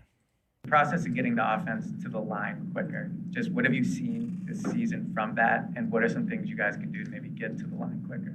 Yeah, there is a lot. There's obviously a lot that goes into that. It starts with how you practice and go through that. So, obviously Kevin has to say what personnel we're in, right? And then those coaches offensively have to send in that personnel, whether you're in 11, 12, variations of 11, 12, 21, whatever it is.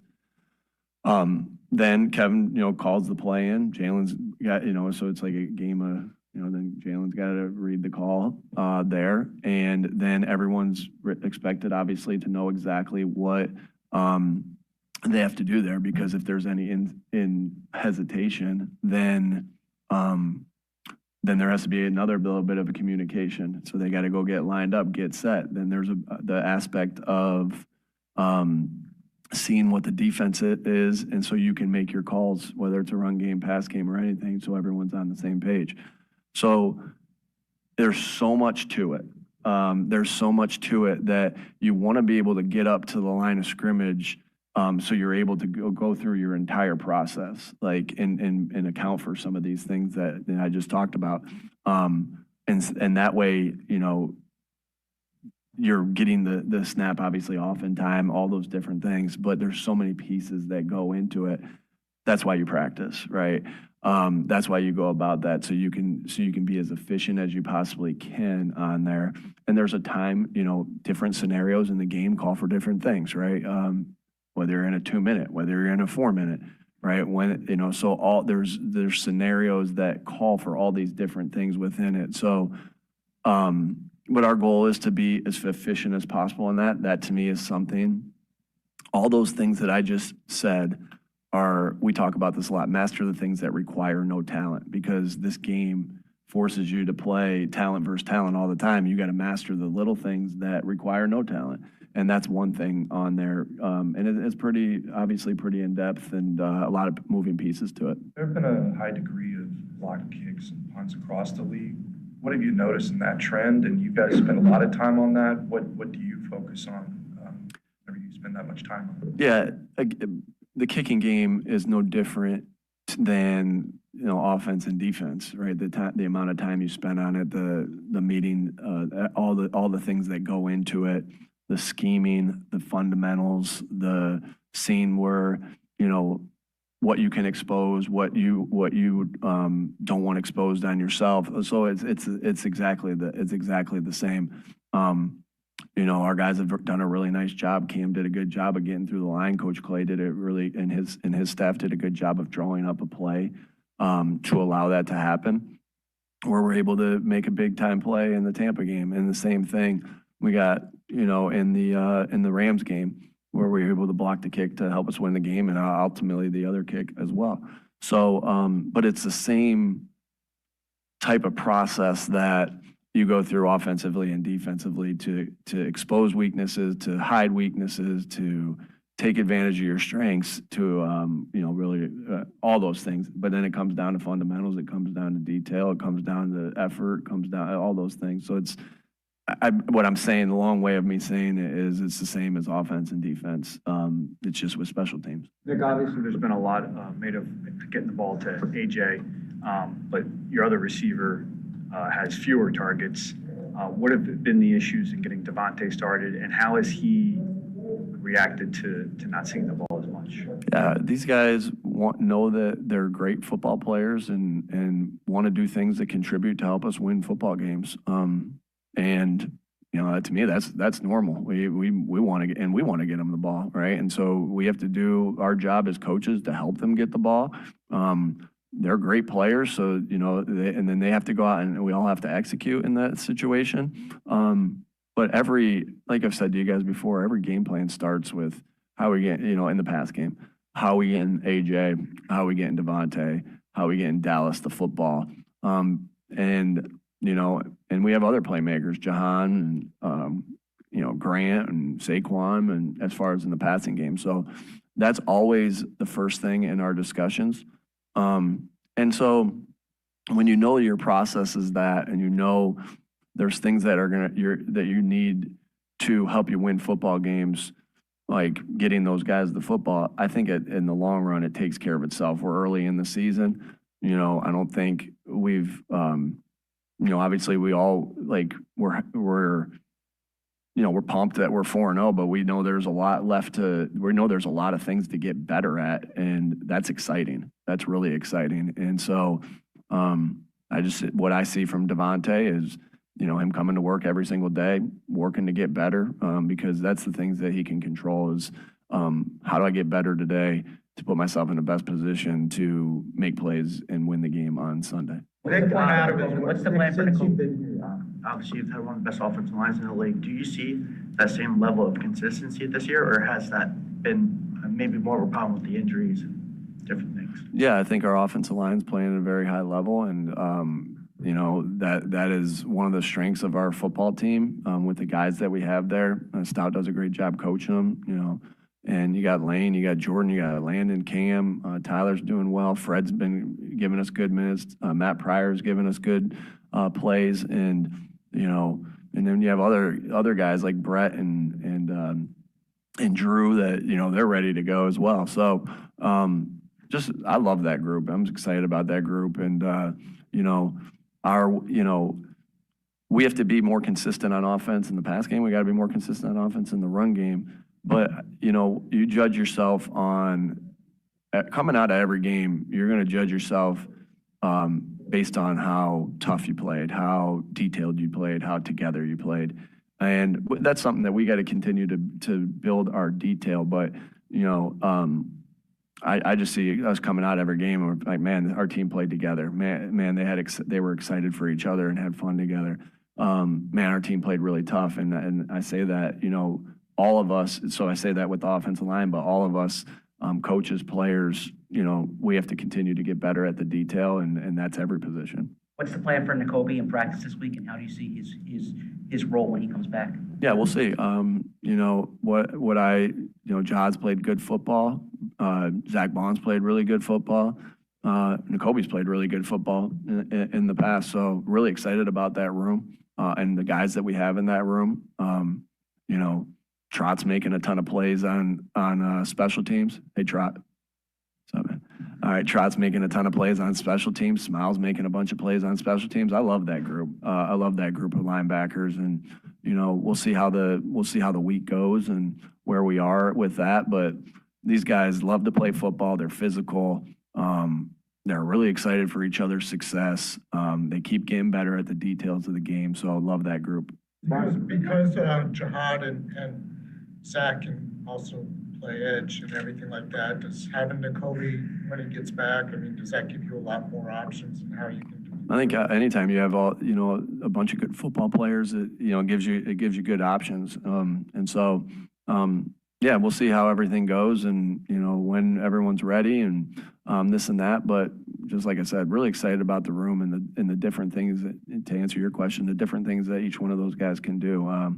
Very versatile players that can help you win football games. I know that you've emphasized in the past of making sure that you're making room for joy in this process, right? Where do you guys feel like you are with that? I know there's some frustration, at least on the offensive side of the ball. Where do you think you guys are in that respect? Yeah, you got to give yourself, points for wins, right? Because we're going to feel terrible about ourselves when we lose, and we're going to take away points. When you lose, you got to give yourself points for wins, and you got to enjoy it, because you're doing this you're doing all these things because you love it. You're doing all these things so you can go out there and be at your best. You're doing all these things that we do throughout a week to continue to get better, and you have to be able to celebrate that when you win. I think we got a lot better feel of that than we have had in the past, because one thing that I've said a lot is, that's Sunday. We got to celebrate this win in the locker room, on the plane ride, whatever it is. You have to celebrate this win, but make no mistake about it. You want to continue to get better, and there's opportunities after each game to get better. And so that's okay when you come in Monday. Like no one should be feeling themselves from the game still right now. Really, hopefully that was done on Monday after we went through the game. You feel good that you won, but you got a lot to correct. I think at the end of the day, you're trying to judge everything based off of. I'm trying to judge everything based off of. I know I sound like a broken record, but it is like. We're all judged on wins and losses, but I'm looking at every game. Did we play tough? Did we play in toughness? Did we play with relentless effort? Did we play mentally tough? Did we play physically tough? Did we play detailed? Did we play with great fundamentals? Did we play with good situational football? Or were we all on the same page? What's your grade for that? Did we play together, right? And, we have ways to be able to judge that as well. So when you come out of a game, I'm always looking at that. Like, did we do those things? And if you did those things and you won, great, right? If you did those things and you lost, you can handle that, because if you do those things consistently, good things are going to happen and you're going to keep getting better.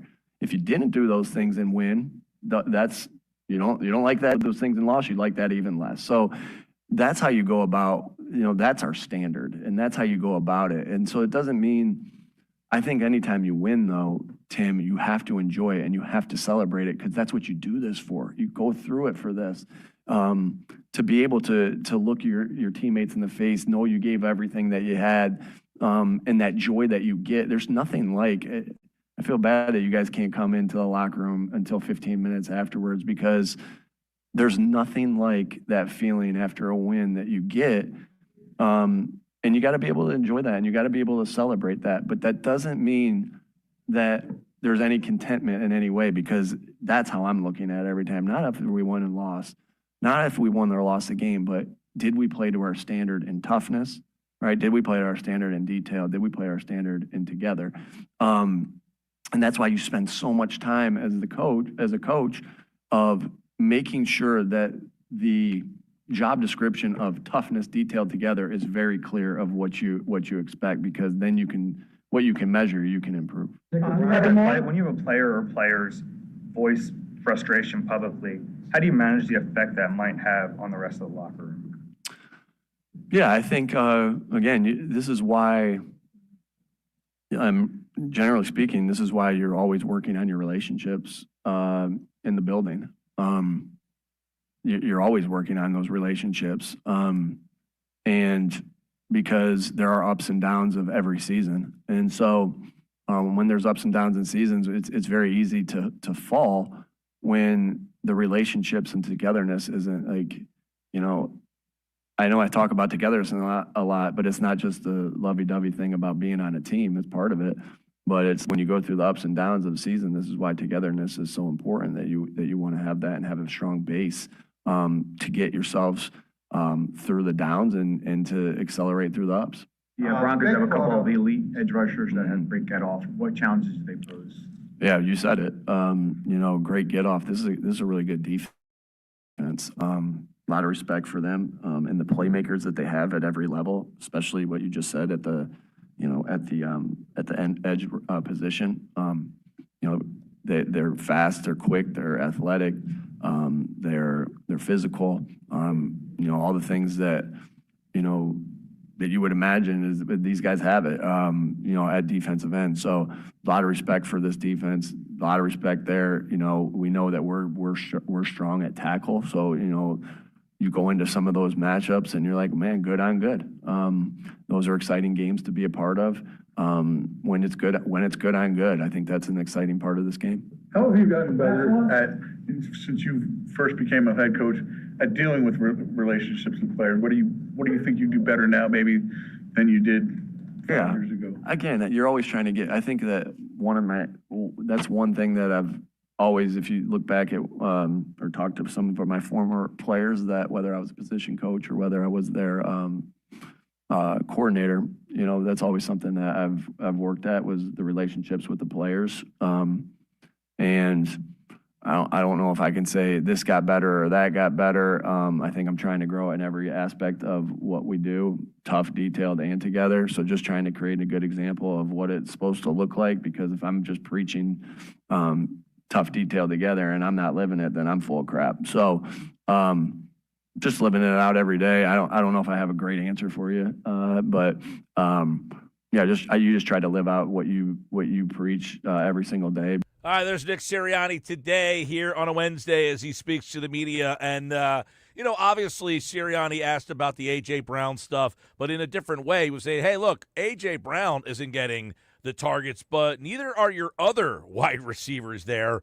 We'll get into that a little bit later on with Geoff Mosher for today's Football at 4 on the Sports Bash Live on 97.3 ESPN. But when we come back, it is the unsportsmanlike moment of the day. What are Evan, Canty, and Michelle talking about today? Well, find out next here on the Sports Bash Live on 97.3 ESPN, the 97.3 ESPN free mobile app, and live video streaming on the X platform and YouTube at Mike Gill Show. This hour of the show brought to you by Broadlee's Plumbing, Heating, and Air Conditioning, your trusted source for heating, plumbing, service, and installation for generations. Call 609-390-3907. Online, broadlees.net. Wildcard Week on ESPN Radio. Here comes the runner from third. The throw home is in time. Red Sox, Yankees. It's out of here. Reds, Dodgers. Diving play. Holy cow. Listen to Major League Playoff Baseball tonight on 97.3 ESPN. Coverage begins at 6 p.m. Brought to you by Fan Zone at Sun Valley Pools in Vineland. Something for every fan of every team and your fan cave. Go to get your game on at the Fanatics Sportsbook in the Gallery at Ocean Casino Resort. Cheers your favorite drinks while cheering on your favorite team. Go for the sports scene and go for the endless screens. Go where fans become fanatics at the Fanatics Sportsbook in the Gallery. Go to Ocean Casino Resort. Go for the win. For more information, visit theoceanac.com. Must be 21 or older to wager or consume alcohol. Gambling problem? Call 1-800-GAMBLER. Are you drowning in IRS tax debt? I owe the IRS $37,000. Get ready for a toll-free hotline. Take advantage of new IRS tax forgiveness programs that may protect you from IRS collection agencies. They have the power to garnish your wages, put liens on your property, and levy your bank account. Civic Tax Relief can help protect you from the IRS. Civic Tax Relief basically represented me against the IRS, and by the time everything was completed, I didn't owe the IRS anything. Find out about the Fresh Start program that is now available through Civic Tax Relief. Civic Tax Relief's special tax hotline can help you discover all the relief programs available for free. I would recommend anyone who has a tax problem to contact Civic Tax Relief. Just call 800-601-7780. 800-601-7780. Don't wait. Call now. 800-601-7780. 800-601-7780.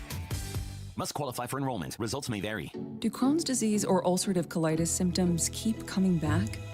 Tremfya, guselkumab, may help, with rapid remission achieved at 12 weeks and lasting clinical remission at 1 year. Some even saw visible improvement of their intestinal lining at 12 weeks and 1 year. Tremfya is a prescription medicine used to treat adults with moderately to severely active Crohn's disease and adults with moderately to severely active ulcerative colitis. Serious allergic reactions and increased risk of infections and liver problems may occur. Before treatment, your doctor should check you for infections and tuberculosis. Tell your doctor if you have an infection, flu-like symptoms, or if you need a vaccine. Healing is possible with Tremfya. Approximately 3 out of 10 patients were in endoscopic remission at 1 year, based on areas visualized on colonoscopy, which may not represent the deeper bowel layer or entire GI tract. Individual results may vary. Ask your doctor about Tremfya today. Call 1-800-526-7736 to learn more or visit tremfyaradio.com. Everything costs more these days. Skyrocketing electric bills here in the Garden State. And New Jersey is used to paying high prices, but it doesn't have to be this way. With Trenton Democrats in control for the last 2 decades, there is a reason New Jersey's electricity rates are the 12th highest in the entire country. And those prices just keep going up. $200 more. I know my electric bill. I was shocked. I'm very disappointed. This is killing us. Failed Democrat policies have caused rates to go up by as much as 20% this year alone. And your electric bill continues to increase as electricity costs continue to rise. New Jersey families are getting crushed with Democrats controlling Trenton. And don't they know it? It's going to cost you an arm and a leg, but if you're a good person, you'll do it. But it doesn't have to be this way. Vote Republican on November 4th and put some money back in your pocket. Paid for by Republican State Leadership Committee, New Jersey PAC, 1201 F Street Northwest, Suite 675, Washington, D.C., 20004. Not made with cooperation, prior consent, consultation, or at the request or suggestion of any candidate or candidate's agent. Actual price will depend on product and subscription plan. Featured products are compounded drug products, which the FDA does not approve or verify for safety, effectiveness, or quality. Prescription products require an online consultation with a healthcare provider who will determine if appropriate. See website for details, restrictions, and important safety information. Want a boost in and out of the bedroom? Hims has you covered. Introducing a new 2-in-1 approach to level up your game. Tadalafil for better bedroom performance and zinc for testosterone support. Put it all together and you've got what you need to turn things all the way up. Getting started is simple. Just go to hims.com/radio to start your free online visit. Through Hims, you can access ED treatments including pills, chews, and more. 100% online. No office visits, no pharmacy lines. Just fill out a simple intake form and a licensed medical provider will determine if treatment's right for you. If prescribed, it ships free and discreetly to your door. Find affordable treatment options at up to 95% less than brand names at hims.com/radio. That's hims.com/radio. HIMS.com/RADIO. You're listening to The Sports Bash with Mike Gill on 97.3 ESPN and the free mobile app. To have the 2 worst passing halves that we've seen through the first quarter of the NFL season is an issue. Is this team going to be able to sustain their level of play? Are they going to be able to find a way to continue to win games? Are they going to have block kicks for touchdowns in every single game? Or is this offense going to get back on track? I have questions about the Philadelphia Eagles. Not saying that this team is not capable of competing because I clearly believe that they are the class of the NFC. But what I am saying is I do not believe that this is sustainable. That is Chris Canty. It's our unsportsmanlike moment of the day, brought to you by Whitehorse RV Center. Find fall close-out savings on 2025s and select pre-owned RVs. Shop now before they're gone at Whitehorse RV. Your RV adventure starts here. Here's where Canty is off base. You know why he has that take? Because Chris Canty doesn't like the head coach, and that's why he's wrong. The head coach has already shown and proven that he should be given the benefit of the doubt here. You had questions about this last year, and Michelle Smallman correctly told you yesterday, we've seen this act before. So there's no reason to go crazy about it until there's evidence of the contrary. Here's what Michelle Smallman correctly said on the Sports Bash Live during our unsportsmanlike moment of the day on Monday's show. She pointed out that we've seen this act before. We've already seen this. So, yes, Chris Canty, it is fair to say the Eagles might not keep winning games like this. If you don't believe in the head coach, if you think it's about to fall apart and it's about to crack, but your lack of faith in the head coach is why you're wrong here. Because we already saw this script written before.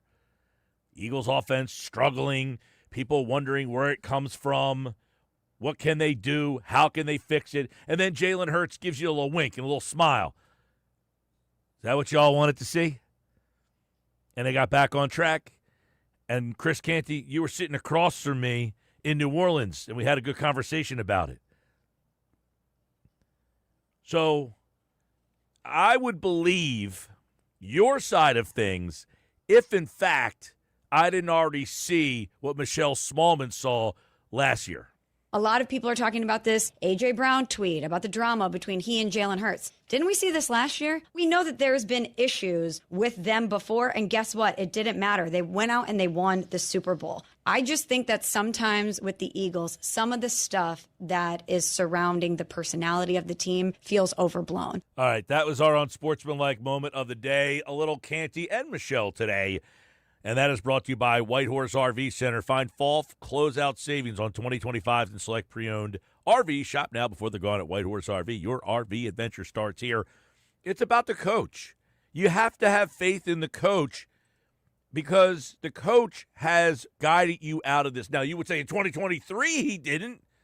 You would be right about that. But they didn't have Vic Fangio as a coach. They have a stronger foundation than they did in 2023. That's a big difference. It's definitely a stronger foundation. And I would also say that, I would treat some of Canty's perspectives differently if he wasn't so entrenched on Sirianni and if he came out and said, just to use an example like Chris Long said before, hey, the offensive coordinator, he's not doing a great job.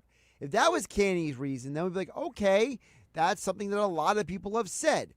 But instead, we know that Canty has this underlying dislike of Nick Sirianni. I don't want to put words in his mouth, but we'll call it dislike, right, Mike? He does not have a good taste in his mouth about Nick Sirianni. Yeah, I don't know if it's a dislike or what it is. I think he just doesn't. For whatever reason, Nick Sirianni is not his cup of tea as a head coach. And listen, Chris played in a different era and he also played for coaches that I think were more of the traditional disciplinary coaches. You've got Tom Coughlin, who's very militant type of coach, and then you see Nick Sirianni. Tom Coughlin was a old school, well respected, in terms of the way that he represented the organization, and you see Nick is a very new school young coach. So I can see a disconnect between Canty's experience and who he played for and what he's seeing with the Philadelphia Eagles and their head coach. Which is ironic, though, because Tom Coughlin is the same coach who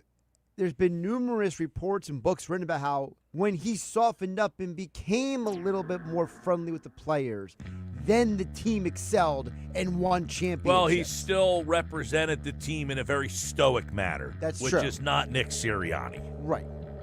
That's our unsportsmanlike moment of the day. Listen every day at this time for our unsportsmanlike moment of the day, and listen to Unsportsmanlike weekday mornings at 6 a.m. right here on 97.3 ESPN. Apparently, I was featured on Unsportsmanlike today. Did anybody hear me this morning on Unsportsmanlike? I had a couple text messages when I woke up this morning that, hey, you were just on Unsportsmanlike. They used a bite from our show the other day, I guess, coming out of one of their breaks today. I think the bigger news is that you were not awake to hear it. I was awake. I wasn't looking at my phone yet.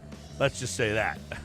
It was at 6:50 a.m. I was awake. I just wasn't ready to answer people's text messages. Hey, I just heard you on Unsportsmanlike this morning. You're going to hear Geoff Mosher for football at 4. Coming on next. Eagles football on 97.3 ESPN. The Eagles are back in Philly Sunday afternoon for a Week 5 battle with the Denver Broncos. Hurts lines them up again. He rolls, he looks, he is going deep, and it is caught, and it is a touchdown to Devontae Smith. He took it away from the Broncos. Pre-game coverage begins at noon. Merrill and Mike call all the action starting at 1 p.m. This is where the Eagles play. 97.3 ESPN. Contact Tax Relief Helpers for details and restrictions. Attention, anyone that owes money to the IRS. Every day, your unpaid tax debt gets bigger and bigger from daily interest. The longer you wait, the more you will end up paying. If you owe $10,000 or more, now is the time to settle your debt before the IRS takes aggressive action, like taking your wages or property. A special toll-free number has been established so you can stop penalty fees, avoid liens, levies, or other hostile measures by the IRS. Call Tax Relief Helpers right now. I got behind on my taxes and owed $48,000. I called and they got my bill lowered to just $3,500. I owed $87,000 in taxes and it was scary. I got the amount I owed down to just $3,500. I saved $83,500. If you owe money to the IRS, don't wait another day. Your tax debt gets bigger and bigger from daily interest. Call right now before the IRS enforces liens, levies, or other aggressive measures. The call and consult are absolutely free. Call now. Call 800-936-4807. 800-936-4807. That's 800-936-4807. Okay, I have to tell you, I was just looking on eBay where I go for all kinds of things I love, and there it was. That hologram trading card. One of the rarest, the last one I needed for my set. Shiny like the designer handbag of my dreams. One of a kind. eBay had it, and now everyone's asking, ooh, where'd you get your windshield wipers? eBay has all the parts that fit my car. No more annoying, just beautiful.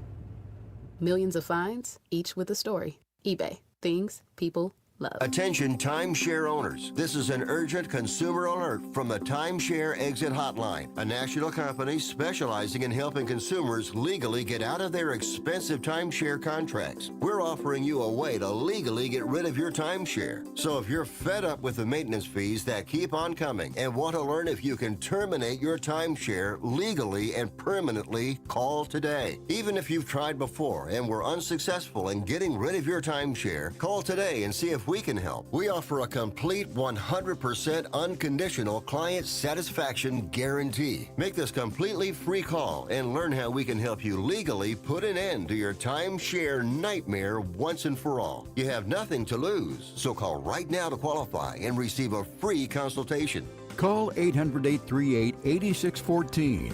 800-838-8614. That's 800-838-8614. Paid for by Airtime Media. Find what you love and love what you find. A Total Wine and More. There's so much waiting for you. With the lowest prices for over 30 years, find what you love only at Total Wine and More. Drink responsibly, B21. Ballybet Sportsbook. Yo, Ballybet stacked for football season. When it comes to sportsbook apps, it's undefeated. Ballybet. Check out that brand new parlay zone. Here's the kickoff. Build your bets and place them right on your phone. What? Live bets, daily boosts, and promos. Increase your odds so you can win more dough. Touchdown! Ballybet's the play. Make game day more fun and download it today. Must be 21 plus and present in New Jersey. See site for full terms and conditions. Gambling problem? Call 1-800-589-9966. Ballybet Sportsbook and Casino. Download it. Progressive knows if you have to choose between everyday life and your RV wins. What, are you going to take the RV to the lake or clean out your closet? RV wins! Putting the dishes away or taking the RV camping? RV wins! Cleaning the fridge or taking a trip to the beach? RV wins! You might want to clean the fridge real quick because, mold. We clean out the fridge, then take the RV out. With Progressive, you can bundle your RV with your home or auto and save with a discount and spend more time enjoying those savings in your RV. Progressive Casualty Insurance Company, affiliates, and other insurers. Not available in all states and situations. Morning, Zoe. Got donuts. Jeff Bridges, why are you still living above our garage? Well, I dig the mattress, and I want to be in a T-Mobile commercial like you. Teach me, Saldana. Oh, no, I'm not really prepared. I couldn't possibly. At T-Mobile, get the new iPhone 17 Pro on them. It's designed to be the most powerful iPhone yet and has the ultimate pro camera system. Wow, impressive. Let me try. T-Mobile is the best place to get iPhone 17 Pro because they've got the best network. Nice, Jeffrey. You heard them. T-Mobile is the best place to get the new iPhone 17 Pro on us with eligible trade-in in any condition. So, what are we having for lunch? Dude, my work here is done. The 24 monthly bill credits on Experience Beyond for well-qualified customers plus tax and $35 device connection charge. Credits ended, balance due if you pay off early or cancel. Finance agreement iPhone 17 Pro, 256 gigs, $1,099.99, and new line minimum $100 plus a month plan with auto pay plus taxes and fees required. Best mobile network in the U.S. based on analysis by Oak Cliff Speed Test Intelligence data 1H2025. Visit T-Mobile.com. South Jersey's official play-by-play home of the Eagles, Sixers, and Flyers. At 0 point would I ever consider not being a fan of the team. 97.3 ESPN, WENJ, WENJ HD, Millville, Atlantic City. A Town Square media station serving all of South Jersey. 97.3 ESPN presents The Sports Bash with Mike Gill. It's time for Football at 4, powered by the Inside the Birds podcast. Just hungry to bring back another Lombardi to Philly. The fans deserve it. Our team deserves it. Culture begs for it. Now live, this is Football at 4. Football at 4, powered by the Inside the Birds podcast, brought to you by the Fanatics Sportsbook at Ocean Casino Resort in Atlantic City. And, of course, the Sports Bash live there each and every Monday. Geoff Mosher from the Inside the Birds podcast is going to join us here in about 8 minutes from now. By the way, the Guardians have taken a 3-1 lead on a home run from someone no one has heard of in their life. The gentleman's name was Brian Rocchio, who hit the home run for the Guardians. And listen, that's what playoff baseball is about. Where do you get an unexpected performance? And this kid comes up and hits a home run to give the Guardians a 2-1 lead. They got another run, and now the Tigers are into their bullpen in the 8th inning. It's a battle of bullpens. Who can get to these other bullpens? These starters have just dominated all of these games so far. But Brian Rocchio, the Guardians, they take the lead. It's been awesome baseball. I love having these games on in the middle of the day like this, by the way. It is just like such an added layer of being like a sports fan and having live. I talk about this all the time, how like one of the leagues, the NBA or the NHL, should have a day to open up another television window where like Wednesday is all-day games, like, or a day game, not all-day games, just a day game that you have like the NBA on TNT, but it's Wednesday afternoon. Can you imagine having like Kenny Shaq and them guys on at like 1, 4, like having a whole day worth of live NBA games every Wednesday would be awesome. It kind of reminds me of, like, I would like to see the NHL do this more often, where they do that one day a year where they have a game that starts, like, every hour of the day. Yep, it's they do that whole staggered thing. Yeah, I would like to see the NHL do that, like, once a month. Yeah, no, I mean, listen. Not, like, once a year. I think they should do it, like, have a day where every Wednesday that's day basketball Hockey or day day hockey. in America. Absolutely. Like, anytime there's a live game like this, it always gets, like when the Ryder Cup was on Friday, like everybody Friday afternoons watching live, anything when the NCAA tournament's on, anything that's a live sporting event that's on in the afternoon, like, now I know during the baseball season you get a lot of day baseball games. But it's not regular. It's not like a national game of the week. What you're saying is, like, create a window where it's like every week on like a Wednesday or a Tuesday or whatever day it is. Yeah, I would. It's a Tuesday or a Wednesday because you don't want to do it. Well, you could do. I don't know. You could do any day, really. I mean, but whether it's Tuesday or Wednesday, it's kind of in the middle of the week. There's not much like Thursday night football. You're kind of amped up for Thursday night football or Monday night football. You know. But like, for example, if it's like a Tuesday, you could have a staggered schedule where it's like every week it's like there's a 1:00 game, there's a 4:00 game. Every week. National game. Yep, and it would make you be a moneymaker for. By the way, I got some breaking news. Quentin Grimes has signed with the 76ers. It is the 1-year, $8.7 million qualifying offer. He now has a no-trade clause, and he will enter the unrestricted free agent market next summer. Well, I guess the good news is they got him to come down his price. Well, I mean, this was, and the deadline was today, and they had asked the Sixers to extend the deadline, and the Sixers said no because they're in Abu Dhabi, and he did not travel with them. Right, it's already bad enough that you're not with the team in training camp. He wasn't signed, right? So they basically wanted Grimes' side wanted the Sixers to extend the date so he had more of a chance to negotiate while they were away. They said no, and he basically Kuminga signed the other day. Yep. And it was evident that he had no market. Well, the other with Kuminga is that he also signed a deal that allows them to get back to free agency quickly. So I'm assuming that that's probably what Grimes' representation looked at the Kuminga deal and said, if we go to the Sixers and ask for a similar style deal, we'll probably get it. Yeah, I mean, he had no leverage here. They had no teams reaching out to him. and he basically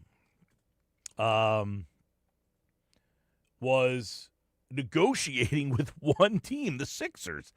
I said this before. He was asking for a salary, and Mosher's going to join us here in about 3 minutes, so we'll get to the football at 4. He was asking for a salary commiserate with his 27-game sample size with the Sixers, not his entire career, which he's about a 10-point-a-game scorer. So he's asking to be paid based on the 27 games that he played with the Sixers last year where he scored 22 points a game, not the rest of his career when he only averaged 10 points a game. It was preposterous. Cleveland just hit another homer. But Grimes was way over his skis there asking for the money that he was asking for. But the Sixers win the stare down. It's a 1-year, $8.7 million qualifying offer to remain in Philadelphia. And he gets the no-trade clause, so now they can't trade him, but he can go to unrestricted free agency. So he gets that. The Sixers get him for 1 more year, and now they can talk about maybe something as they get to see how he fits in with this team. It's a win-win for everybody, and it's a win-win for our listeners because the great Geoff Mosher from the Inside the Birds podcast is here, InsideTheBirds.com. You can listen to the Inside the Birds podcast on all podcasting platforms, and, of course, each and every Monday and Wednesday on Football at 4 right here on the Sports Bash. Geoff Mosher, hello. Hey, what's going on? I'm not sure it was a win-win for Grimes. I mean, he doesn't lose, but, I mean. Well, it's a win-win because his ask was preposterous. Yeah, it was, but he was trying to exert leverage that he didn't have, which you get. But they probably could have figured out a 1-year balloon payment type deal. So at least give him a little bit more money than the qualifying offer, but we'll see. He was asking for 20-some million a year. You're I know a that was 10-point-a-game scorer. Come on, dude. Yeah. You know, what was last year when they were playing against somebody, and it was the guy that used to play for the Sixers, man. And he's like, hey, next year, you're going to be standing in that corner over there watching Embiid, so shut your mouth. When they were playing, the guy was playing for the Cavs last year. Oh, man, I can't believe I can't think of his name. I can think of Kate Scott saying his name when he hit the 3 all the time. I can't think of it either, but I know what you're saying. Yeah. Well, anyway. Yeah. Let's start with Brown and where this is today. Has this blown? He's going to talk in the next couple minutes here, I would imagine. Practice is about over. Does he flash his smile, say this is all blown out of proportion, or does he comment further on this today that this thing is not over with? I don't think he's ever really said that.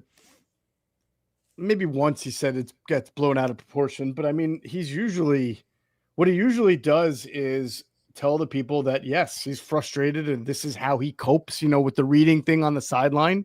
He explained that, that was his way of being able to cope and find some inner peace. And, obviously his tweet is, very religious, and it did, or from the Bible, and it did insinuate not wanting to be there. So he'll have to explain that. But something tells me he's going to explain his way around it, assure everybody it's fine, and move on. And then, 5-6 weeks from now, when he has no targets, then we'll go through it all over again. Well, I mean, he did have things like this in the past, and they kind of went away. Yeah, then they always do. I'm not saying we're never going to get to a day where it doesn't go away. I mean, if we go 3-4 more weeks and he gets, 7 targets, then it's going to be a problem. But I would say that that's also a problem with the Eagles offense. Yeah.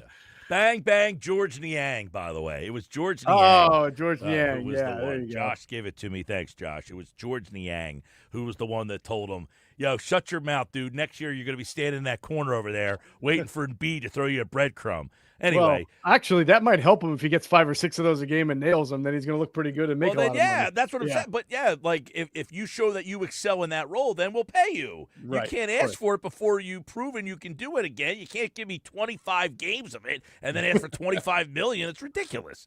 Anyway, I digress. You always over ask, and then you try to settle for less. And in his case, he settled for the least, but that's what you get. So, Brown, I want to ask you this question. Brown had 9 targets last week. He had 10 the week before. He had 8 the week before that. If you got 8 10, 9 targets every single week. Should you be complaining? I don't know that he's complaining about targets. We'll have to hear him talk. I mean, I think with him, it's not always been about targets. It's been about production and the ability to produce. And, he has at times expressed frustration with the quote unquote, the pass offense, right? That was what he said last year. What could be better? He said the pass offense. It made a big headline. He didn't say getting me the ball more. He was just saying in general, the pass offense didn't look good and he wasn't able to thrive within it. And we're seeing that again. We played a bite earlier from Chris Long on the Green Light podcast. I want you to listen to what he said here because, Moshe, I think this ultimately might be, and we've talked a little bit about this, but Chris bringing this to light, this might be the Eagles' bigger problem long term. Take a listen. I know the offensive line's beat up. I mean, Lane left the game. Landon Dickerson wasn't healthy when he started the season. When you watch him, I know he's hurting, and I think he's an absolute warrior. But, Steen's not Becton, and I would go as far as saying if this team's going to win with this offensive line, and I'm not calling the offensive line out because I think the tackles are fantastic. I think they got a great guard who's really f***ing banged up right now. If they win with this group, it would be the most unique run that they've had because this isn't the 23 O-line, it's not the 24 O-line, and I don't even think I know it's not the 17 O-line. So this would be, if they can make this run, pretty impressive. So he mapped out a lot of things about this offensive line, and if these are the problems, they're going to have a problem getting this offense going the way that they want to, the way that they have been successful. Well, I would agree with that assessment if the case is that over the course of the next 14 or so weeks that there's not an improvement on the offensive line. Actually, yesterday on the Inside the Birds platform, we came out with Inside the Tape with Greg Cosell where he did just the offense, and we had a really thorough discussion on the offensive line, and I had a lot of all 22 footage, and I'll have also a story on Philly Voice today showing lots of breakdowns in the run game, especially on the offensive line. And I think it's pretty obvious that the multiple surgeries that Landon Dickerson has had since the end of the Super Bowl, the back surgery that Cam Jurgens had at the end of the Super Bowl, at the end after the Super Bowl, Lane Johnson being out of the lineup the last 2 games, a new right guard who I think is fine. He's doing fine, but he's not as massive as Mekhi Becton, who sometimes would just create space by being massive. I think all of that has factored in. And so if you're of the school of thought that Dickerson and Jurgens just need more time, more reps and more weeks and distance between their surgeries, and that they'll strengthen up and get better, then that's an optimistic viewpoint that the line can return to being what it is. I don't think talent I don't think all of a sudden became bad. I do worry about Dickerson with the surgeries because he's had multiple before this year. And he looks kind of bigger, more weight. So I don't know what's going on with his body. So there's a little concern there. But as far as Lane Johnson or Jordan Mailata or, Steen not being who they are, or Jurgens being a lot different than last year, I did notice in the Bucs game, there was an angle block that Steen didn't make on a linebacker that he usually makes. And I don't want to project that to be like, because it happened once, it's been happening all year, but there have been a couple of Jurgens blocks that didn't hold up this year. That wasn't the first one we saw. It was just very glaring. So yes. So Chris Long's right. You're right. If this thing doesn't get better, it's not going to get better for Saquon. But how much of what they do offensively is predicated on the offensive line? In other words, the identity that they had a year ago with Saquon Barkley being a 2,000-yard rusher, is that Saquon, or is it, no, we got this great offensive line, and Saquon is the beneficiary of that line? Now, he's a great talent, but you could put Miles Sanders back there and get 1,200 yards or 1,500 yards. They didn't use Sanders as much as they used Barkley, but having that line, and if it's not the same, you're seeing that Saquon Barkley just can't be a 2,000-yard rusher because it says Barkley 26 on his back. I will answer that question with, I think, is a very clear and glaring statistic that shows you the situation. Last year, Saquon Barkley was first in the NFL in both yards before contact total and average, 3.8 yards before contact. 3.8 yards, that's a bad, if you're a backup running back, you're probably happy if you average 3.8 yards. That's what he was getting before contact. As we all know, he averaged over almost close to 6 yards per carry. Okay. This year, Saquon Barkley is averaging 1.7 yards before contact. That ranks 38th in the league. He ranks 18th in total yards before contact. So I think that just went and answered your question of how important the Eagles' offensive line is to what they do in the running game, because Saquon Barkley is used to having pretty enormous holes to run through. And then what made him special compared to anybody else is that once he got through that hole, you are not catching him. And then every once in a while, he'll take a smaller hole and turn it into something even bigger. But right now, the holes are not there, and he's getting hit and contacted and slowed down a lot before contact. Here's a glaring number for you, Mike. Against the Buccaneers, 6 of his 19 carries went for negative yardage. It's 33%, about 33% of his carries. And then 6 more went for 3 yards or less. So that's, in my math there, that tells me he didn't gain 3 yards on almost 63% of his carries. How then is that affecting, or could it affect, the passing game? Because we said 10 targets for AJ last week against the Rams. This week against Tampa, he got 9. Why are those targets not fulfilling one week, but they are the week before? Well, obviously, it's harder to pass when you're behind the sticks and you're not used to wearing. A, you're behind the sticks. B, a good running game wears down a defense, right? How the Eagles thrive off no huddle. It is one of their biggest weapons, and Jalen Hurts is one of the best quarterbacks I've seen in a long time about knowing when to shift into it, when to shift out of it. There's different types of no huddle. There's like when you snap it immediately. We got Mosher frozen up here. We'll try to get him back in action on the Sports Bash Football at 4. And one thing I want to throw into the mix here. All right, let's add to what he's saying. The Eagle. Oh, there's Mosher. All right, he is back in, and there you go.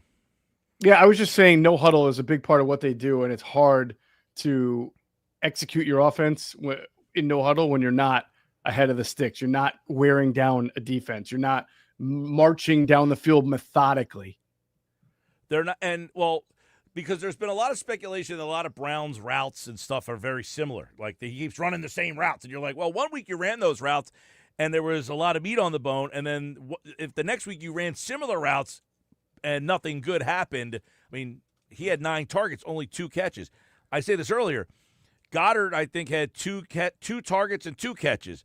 Somebody else had 4 targets, 4 catches. Somebody else had 2 targets, 2 catches. He had 9 targets and 2 catches. So there's a huge disparity there. Yeah. I get sort of, wishy-washy on the complaints about routes, because I think the Eagles offense, we talked about this, has basically been the same construct over the last 3 years. And when it's working, it's great. When it's not, everybody says it's predictable. But, it looked fine in the second half of the game against the Rams and the first half against the Bucs. Right, so in other words, is AJ, are you half-assing the route? Are you not running it, to the best of your ability? Are you I don't like this route, I'm not going to run it well?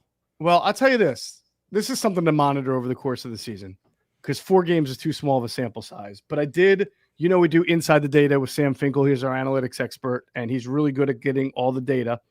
And it'll be out on Friday. But we specifically looked at A.J. Brown's separation, yards per separation per route run over the last 3 years. And there is a decline in separation. Now, he's getting older. He's had some knee issues in the past. He had hamstring issue all throughout camp and even last year. And I do wonder if some of this is also on A.J. Brown, because when's the last time we've seen this year A.J. Brown catch the deep ball with the late hands or the body control, which he is elite at? But I remember when he got to the Eagles that year, 2023, especially when they had all those big explosive plays and touchdowns, right? He could beat corners over the top. And I don't see a whole lot of him beating guys by a yard or 2 over the top. When he does catch the ball that is deep, it's usually because he's just out muscling a defensive back. So I do wonder if there's something to that. Now, the ones that Jalen threw him in the second half the other day down the sideline were not catchable. It's not his fault. But I do just wonder in general, and when you look at the bigger picture, if he's losing a little bit of that separation ability that he used to have and what that means.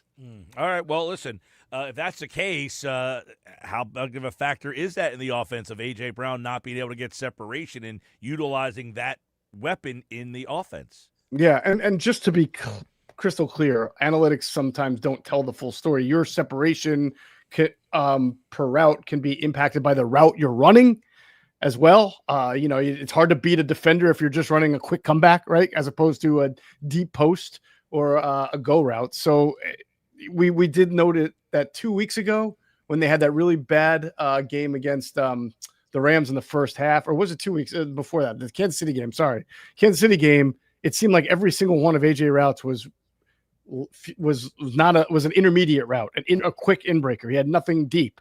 So was that the design of the offense that day? Was it a lack of faith of him getting open against those guys? I don't know. You'd have to be in their building and understand the game plan to know. So I don't want to just say because the number is down that it means he's losing his speed or athleticism. It could be usage, but it is a number I think that tells a decent story. And that's why I say I want to follow this over the course of the season.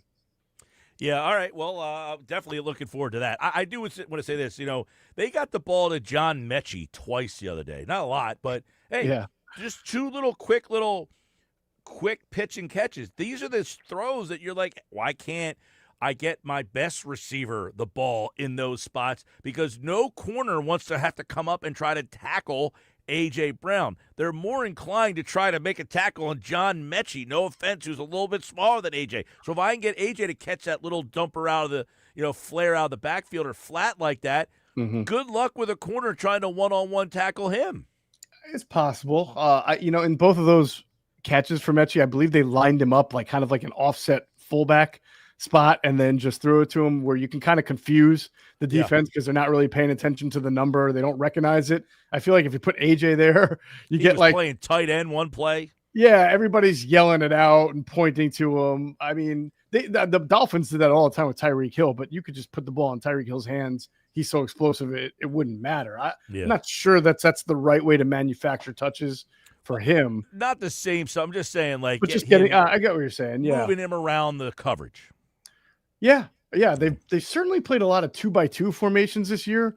Haven't seen as many of those 3x1s or flood concepts. Yeah, so, certainly they except for on the tush push goal line, they flooded the ones, and that's Goddard said that play had been in their playbook for 4 years, and they finally used it. So how much else needs to be dusted off now to say, all right, the stuff we're doing, people seem to be catching on to. Let's dust some of these off.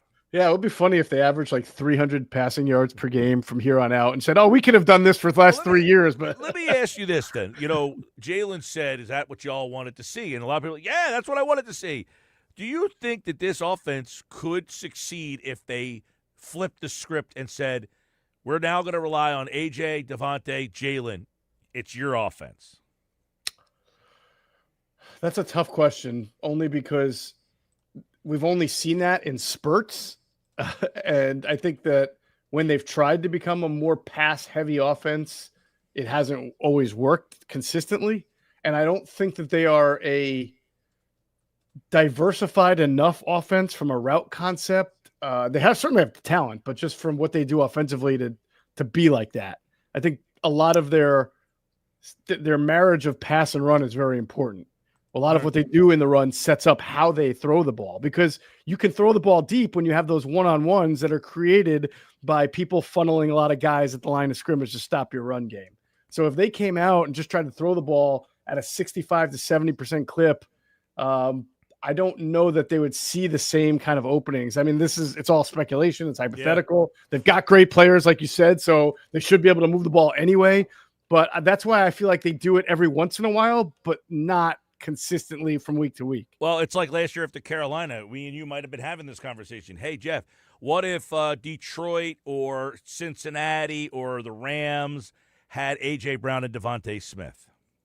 Yeah, I mean, it's the old, what if on the other side. But, the way this team plays, the way Jalen Hurts plays quarterback, he wants to throw most of his passes outside the numbers. He's okay taking a sack instead of a risky throw, and because he holds on to the ball for the most part. They play like that because they've always had that dynamic run game to complement it. If you start throwing the ball around a lot, and unless Jalen Hurts throws differently and becomes a different style of attacker, taking more risks, throwing in tight windows, middle of the field, things like that, then we don't really know what the offense would look like. And I don't think it would function right. And I'm not going to sit here and say it can't be done. Okay. I know that that people are going to twist my words and say, you're saying Jalen can't throw like everybody else. I'm just saying that they don't do it. And that the tape and the evidence shows you how he plays the game. And so they've designed an offense to complement that. So you never know what somebody is capable of doing or not doing until they get the chance to do it. And we haven't really seen that opportunity outside of maybe some small spurts, right? Yeah. Well, they did it in the Super Bowl in 2022. That they didn't win the game, but he played pretty well. But again, that's a sample size of the whole season you go through, and they ran the ball a lot that year. You know, that was their offense. All right, Geoff Mosher from the Inside the Birds podcast and, of course, InsideTheBirds.com. For all of your Eagles, you can get that on all podcasting platforms. And right here on the radio on Football at 4 on the Sports Bash Live, 97.3 ESPN. We do it every day. Talk a little football, 4 o'clock right here on the Sports Bash. By the way, Guardians win 6-1, and that series is going to a third game tomorrow. Talk to you then. Talk to you. I like that. I like these series where it's division counterparts. That's always fun. It adds a little extra layer to it. A little layer, right? Yeah, especially that one where the Tigers blew a 15-game lead. Yeah. All right, man. Crazy. All right. Talk to you, Mike. All right, Sports Bash Live, 97.3 ESPN, the 97.3 ESPN free mobile app. Live video streaming on the X platform and on YouTube at Mike Gill Show. Nuggets are coming up next. Nick Earnshaw's in the house. What Nuggets does he have for me today? That Quentin Grimes, he signs that deal, which, listen, this was a no-win situation for anyone.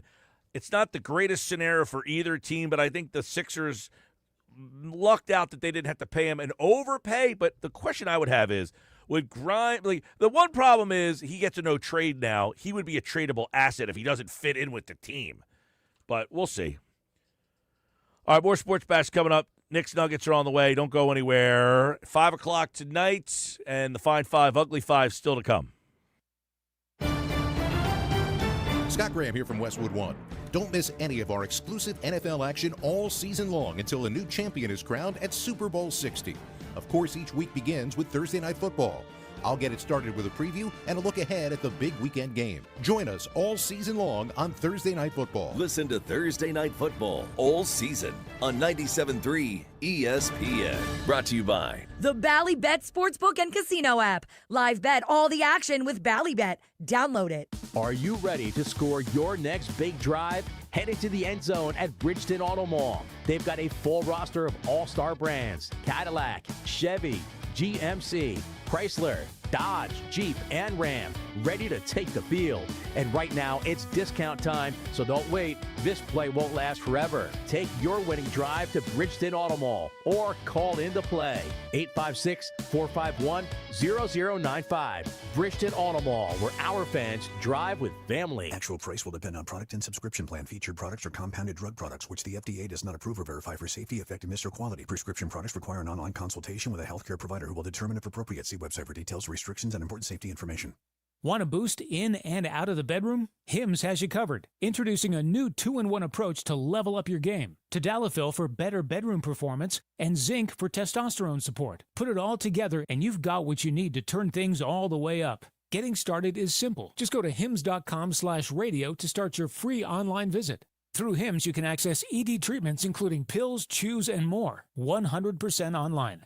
No office visits, no pharmacy lines. Just fill out a simple intake form and a licensed medical provider will determine if treatment's right for you. If prescribed, it ships free and discreetly to your door. Find affordable treatment options at up to 95% less than brand names at hims.com/radio. That's hims.com/radio. HIMS.com/RADIO. Some big news. Just before Charlie Kirk died, he issued a stark warning of terrifying dangers and threats ahead for those who stand for truth. Charlie wrote this in his last published work, the foreword for the new book, Pagan Threat. Authored by Pastor Lucas Miles, Charlie said that Pagan Threat could save America. Charlie said you must read, internalize, and share this book. It has the plan to stop the wokeism infecting America. Already a #1 Amazon bestseller, Pagan Threat is available wherever books are sold. Get Pagan Threat free with Newsmax's special offer and save $30. For offer details, go online now. to paganthreat.com. That's paganthreat.com. Millions are tuning into Newsmax on all major cable systems. They're downloading our free Newsmax app on their smartphones. And they're getting Pagan Threat to see Charlie Kirk's final words. Go today to paganthreat.com. That's paganthreat.com. Newsmax sponsored this message. Find what you love and love what you find. A Total Wine and More. There's so much waiting for you. With the lowest prices for over 30 years, find what you love only at Total Wine and More. Drink responsibly, B21. With Progressive's Name Your Price tool, you get coverage options based on how much you want to pay for car insurance. And then you decide how to spend the rest of your money, because you're in charge. And right now, you're going to pay for groceries. But you decide what groceries. Just keep in mind you're running out of dishwashing soap. But you decide if you're going to buy that soap. It's just those dishes won't clean themselves, will they? Remember, with Progressive's Name Your Price tool, we'll help you find coverage at a fair price. And then you're in charge. Progressive Casualty Insurance Company and Affiliates. Not available in all states. Price and coverage match limited by state law. Get your game on at the Fanatic Sportsbook in the gallery at Ocean Casino Resort. Go to Ocean Casino Resort. Go for the win. For more information, visit theoceanac.com. This is the Town Square, New Jersey Info and Weather Network. Progressive Insurance presents the Sports Flash on 97.3 ESPN. The Eagles facing the Denver Broncos on Sunday. Philadelphia unbeaten at 4-0, while the Broncos are 2-2 after Monday night's victory over the Cincinnati Bengals. Denver's second-best scoring defense in the league, allowing just over 16 points per game. The Eagles' offense is averaging 27 a contest.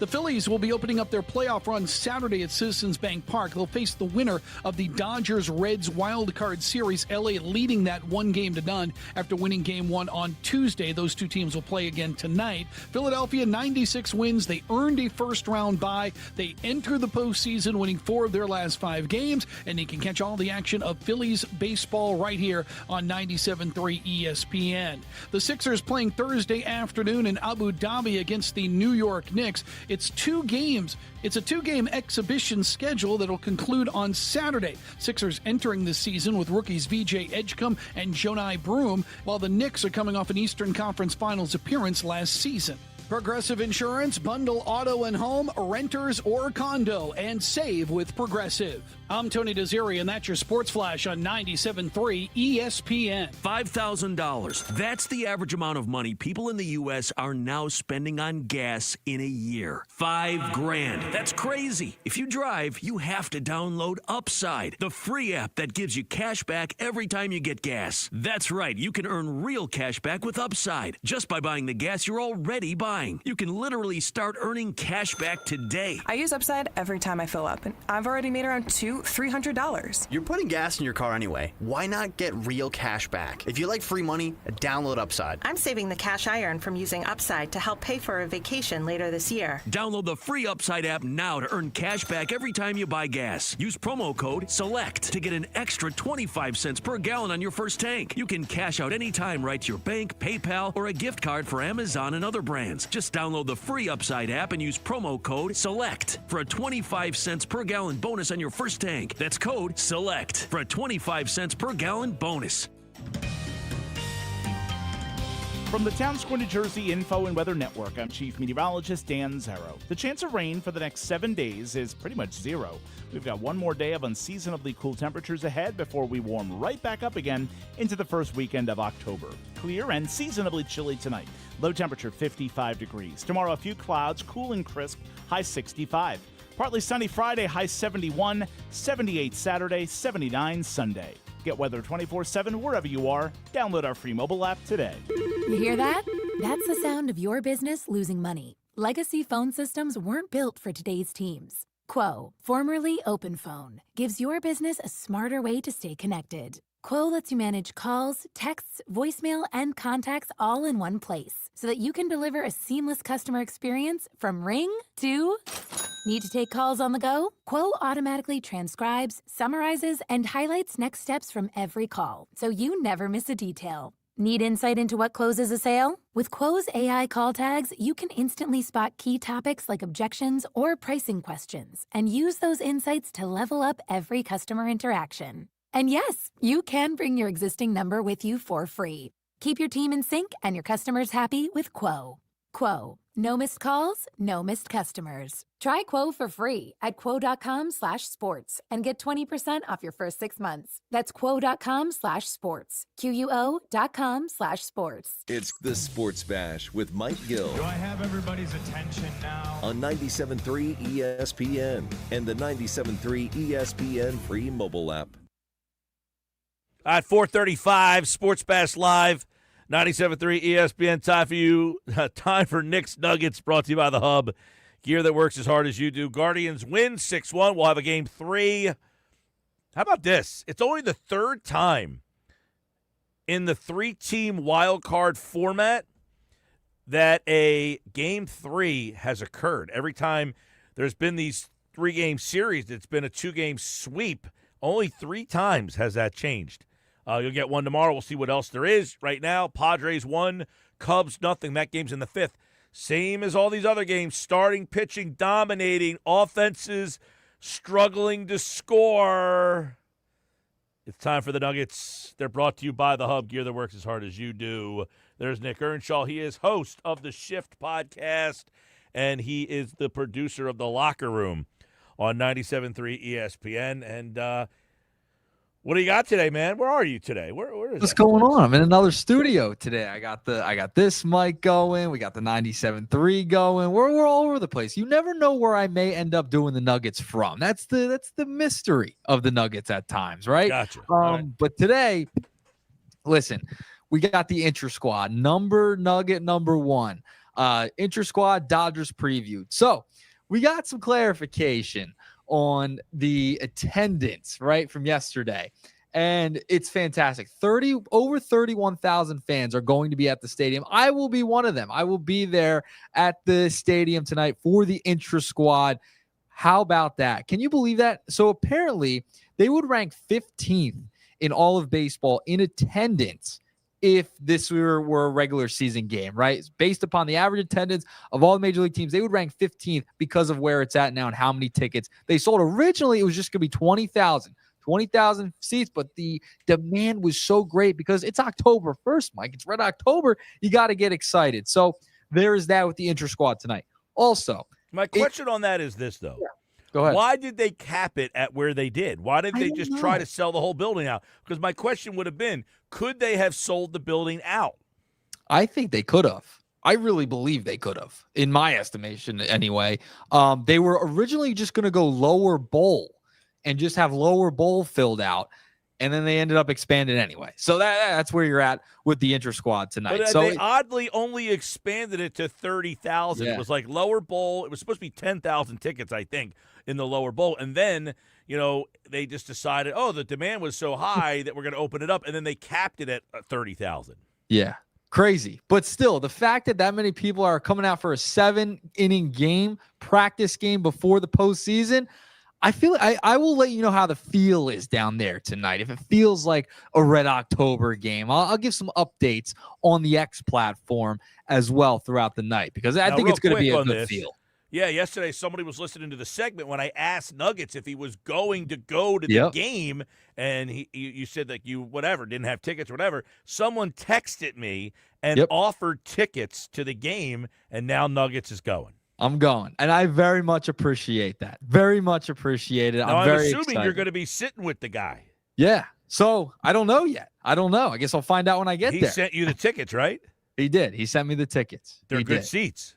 They are really good seats. From what I understand. Can I say? They're like third row behind the dugout, right? Third row behind the dugout. I'll be tonight. Third row. Now, there's no television broadcast or anything like that, so you won't be able to see me probably. Maybe some of the videos, things like that. I'll take a picture from where we're at. Do a little Instagram? Little Instagram, little X. You know me. It's all about the brand. It's all about the brand there, Mike. Well, that was very nice. Yeah, I reached out yesterday, was listening to the segment, and said, hey, I got tickets if Nuggets wants to go. So I texted you. You said you were in. And Nuggets did invite me to the game, but it's a 6 o'clock game, and unfortunately this stupid job gets in the way of me being able to go, so I cannot go. That's why I didn't know if you were already at the ballpark. No, I was not at the ballpark. I am literally leaving as soon as I'm done Nuggets today. In about 10 minutes, I'm out. I am booking it to the ballpark on my way. Going to get changed the whole 9. What's the parking? Is the parking included? How did that work? So the parking, this is what the Phillies had in their press release, okay? So parking was able to open at 4:30 as we're doing the Nuggets. Free in lots P, S, T, and U with a portion of lot M that are open today. They are free parking, it seems like. So if you don't get in one of those lots, you got to pay? I'm assuming so. So we'll have to see. We'll have to maneuver. It's all right. It's all right. Hey, free tickets, I'll take it, to say the least. It's pretty cool. All right. All right. So moving along to the Nuggets, I also want to get in here on Nugget number one. It looks like and it feels like it's going to be the Dodgers, right? Dodgers go up 1-0 in the series, wild card against the Cincinnati that Reds. way, I will say. But you remember 2 years ago when the Phillies, the first two games, they dominated the Diamondbacks. And it looked like the Diamondbacks were a JV team playing against a varsity team. But they got themselves – now, the Reds have a lot less time to do that. They have to win today, otherwise they're done. But that's what the game felt like last night. It felt like a varsity baseball team playing the JV team and just absolutely, you don't belong on the same field with us. From the first inning, where Ohtani hits a home run, and the game was never competitive after that. No, it wasn't. It was like as soon as Ohtani hit that home run, it's like, oh, man, here we go, right? Like that's the feeling you got. And especially with Hunter Green. Like Hunter Green's no joke. He's a really good pitcher for Cincinnati, a good young pitcher who's going to be there for a long time. So once Ohtani hit that home run, it's like, oh, man, this is not going to be really good at all. So by the way, there's that. So, Manny Machado just went deep. Oh, did he? Oh, man. 3-0 Padres. How about that? All right, so the Dodgers, if it is the Dodgers are 8-4, or excuse me, the Phillies are 8-4 against the Dodgers at Citizens Bank Park since 2022. They have been really good against the Dodgers just as of late overall, to say the least. Also, the game time on Saturday, it's either going to be 6:08 p.m. or 6:38 p.m. on Saturday. So if the Red Sox end up winning the series, it's going to be a 6:08 game. If the Yankees win the series, it's going to be a 6:38 start time for the Philadelphia Phillies. That's how it's going to affect the start time for the fight. So they get the evening game there, Mike. Yeah, 6:08, 6:38. So it's a good pocket there. You get you get the whole day to kind of do what you got to do. It's not too late at night. You got don't have to worry about the shadows or anything like that. I like both times. 6:08, 6:38. I'm good for either one. I don't have a preference there. Yeah, I'm cool with that as well. Like, I would prefer it be the night game than the day game. I always like a Saturday night baseball, October. It's the best part. It's the best part of the sports calendar. You want the night game. You want the prime time. No, I don't need 9 o'clock. I don't need that late. But 6 o'clock, that's perfect. Because then you have the rest of your night, too, if you want to go out and celebrate. Yeah. By the way, A.J. Brown is talking as we speak. There is some audio that has already been posted here. I don't know. He's basically saying that he let his frustrations boil over. He said it's not a bad thing to get the ball. I'm a guy that give the ball to me when the game is on the line. I like that pressure when the game's on the line. Look at me. This is my home. I did it to myself. I love it here. You see frustration. We want to be great. So, according to John Clark, A.J. Brown said many times he just wants to get on the same page as an offense. He says he trusts in everybody to get it fixed. He says he trusts in Jalen, and they talk every week to get on the same page and get better. And, yeah. So, kind of what I had thought was A.J. will flash his smile and just say, just let my frustrations get the best of me. Yep, that's exactly what happened. He was frustrated after the game. He got 9 targets that weren't great targets, right? So I figured he'd come out and kind of clear the air, just like you had mentioned earlier about, hey, I talk to these guys every day. I was frustrated, blah, blah, blah. But he did the opposite of what the quote was meant to be, right? Like the quote that he put out there was from the Bible. And it was meant to not bring attention, but it brought way more attention by tweeting the quote out. Yeah, I mean, anytime you go to social media to do it, you're being kind of passive aggressive, right? You're not, because you then don't have to answer the questions. You can let it saute, and then you can prepare yourself on how you want to answer it. You're not getting asked questions about your feelings in the moment. No, No, not at all. And for that, like, you're allowing the media then to create a narrative and other people on social media to create that narrative about the situation that you were frustrated about. Now you have to come back out in the media, explain yourself, apologize, saying, I didn't mean for it to get out of hand like this. And that's exactly what happened. There was no need to do that. That's the type of stuff you handle in-house. And I know Travis Kelce and Jason Kelce talked about on their podcast that came out today too. Yeah, well, a lot of people have kind of come out. I know that we played a clip earlier from. Actually, I don't think we played the clip yet from Jeff Saturday. He was talking about his time when he was with the Colts. Here's the bite here from Jeff Saturday. This was on Unsportsmanlike earlier this morning. Jeff Saturday comparing his time with Peyton Manning and the Colts to what's going on in Philadelphia. We cared about the betterment of our team over individual accolades. And that's what I always appreciated about him. And I knew he was coming from that spot. And I was as well. Now, we may not agree on how we got to get there, but we would have those conversations. And I felt like it's therapeutic, right? Like they need to be said. What I don't want to do is have to have every teammate go address it for the rest of the season or for the next 3 weeks as a distraction. I can deal with it with just him.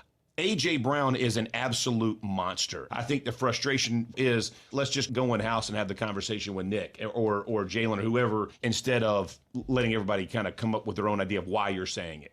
There's Jeff Saturday saying, hey, basically just instead of putting it out on social media, just talk to everybody else. Which it's there easy was advice. There was a article put out on ESPN for nugget number 2. I'll get to it real quick. From Jeremy Fowler, right? He put out a report regarding A.J. Brown.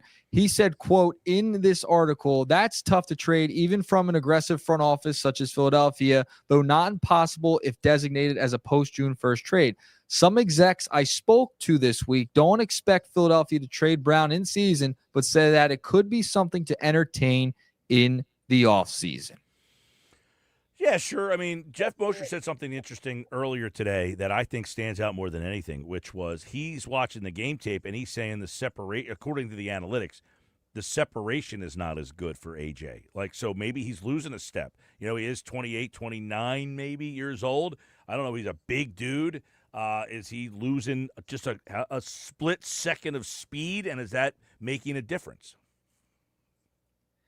Yeah, I mean, it could be. And especially we talked about earlier in the week, that last final target that he got, the 9th in total target that he got during the game, he really kind of gave up on that route too. It's the route concepts. It's the lack of separation, in my opinion, from watching the film. And you've had a couple of bad throws from Jalen Hurts. So it's been like a culmination of everything where I can understand where he's frustrated. Now, the thing with him is he expresses it on social media quietly, but not quietly. Devontae Smith, on the other hand, hasn't said a word. You don't hear him at all say anything about this. I'm sure he's a little frustrated too because he's not getting the ball either. He has 2 targets, and he had 2 catches, by the way. The only 2 throws to him, he made something happen. He caught the ball. You had 9 throws and only came up with 2. So I don't know who to look at here. Do I say, AJ, are you running the route to your best ability? Are you doing – now, I know some of those throws were just way off the mark. I'm not blaming him for all 9, but if you caught 5 of the 9 or 4 of the 9 – are things a little different here? I don't know. If you had 4 catches for 60 yards instead of 2 catches for 7 yards, I don't know. I mean, things could be different. Now, a lot of those throws weren't even catchable. They were uncatchable balls. So, I don't know. I think this thing blows over. I think, I'm not listening to – we're getting the audio from AJ, so we'll hear what he has to say in the next, 10 minutes here. But that being said, I never really felt that this was going to get out of hand. No, I don't think it was going to get out of hand, but it was like a stirring the pot type of thing, right? Like just putting that out there right after the game, you left it up to interpretation. And that is the worst possible thing you could do, is leave this entire situation up to interpretation by people that have no idea what you're thinking, what's going on the inside, right? Like nobody has a clue. And it was like, all right, we understand you didn't get the big catch or the big touchdown during the game. You did get targeted 9 times. Were they great targets? No. But you just left it up out into the ether for people to kind of just say, hey, this is what I think about it. This is what I think's going on. This is what I feel like's going on. This is what's happened in the past. And you just left it out there until you spoke today to kind of clear the air. All right. Yeah, he opened up with a statement today, so we'll have that statement for you coming up on the other side here on the Sports Bash Live, 97.3 ESPN. And, of course, he did speak at his locker for, it looks like, I don't know, about 5 minutes or so. He kind of had some back and forth. He did start off the session with a statement, but I'm just watching the video. I can't hear him, but I'm just watching him, and he's smiling, kind of laughing, and it's kind of what I thought. This is AJ. Just, I was being AJ Brown. Yep, that's what it is. It's what it's been over the past couple of years. Nothing new at all with this team. All right, Mike. A little 2-pack of nuggets, a little breaking news nugget with AJ Brown. That's the nuggets for today. I'll see you at the Intra Squad if you're down there. All right, everybody. There's the nuggets. They're brought to you by the Hub gear that works as hard as you do. All right, coming up, by the way, San Diego up 3-0 on the Cubs. So that one could be heading towards a Game 3 as well. Sports Bash Live, 97.3 ESPN. Don't forget, we've got a pair of Game 2s tonight on the radio coming up at 6 o'clock. It's Yankees-Red Sox. We'll have every pitch of the Yankees-Red Sox, followed by the Reds and Dodgers.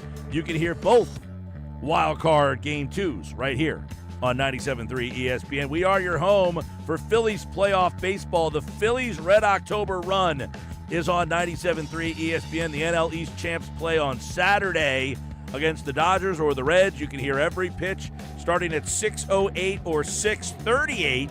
They are the two proposed game times for Game 1 on Saturday. When we come back, you will hear what A.J. Brown had to say. He spoke moments ago. We'll have it for you coming up next on the Sports Bash. Wild Card Week on ESPN Radio. Here comes the runner from third. The throw home is in time. Red Sox Yankees. Get out of here. Reds Dodgers. Diving play. Holy cow. Listen to Major League Playoff Baseball tonight on 97.3 ESPN. Coverage begins at 6 p.m. Brought to you by Fan Zone at Sun Valley Pools in Vineland. Something for every fan of every team and your fan cave.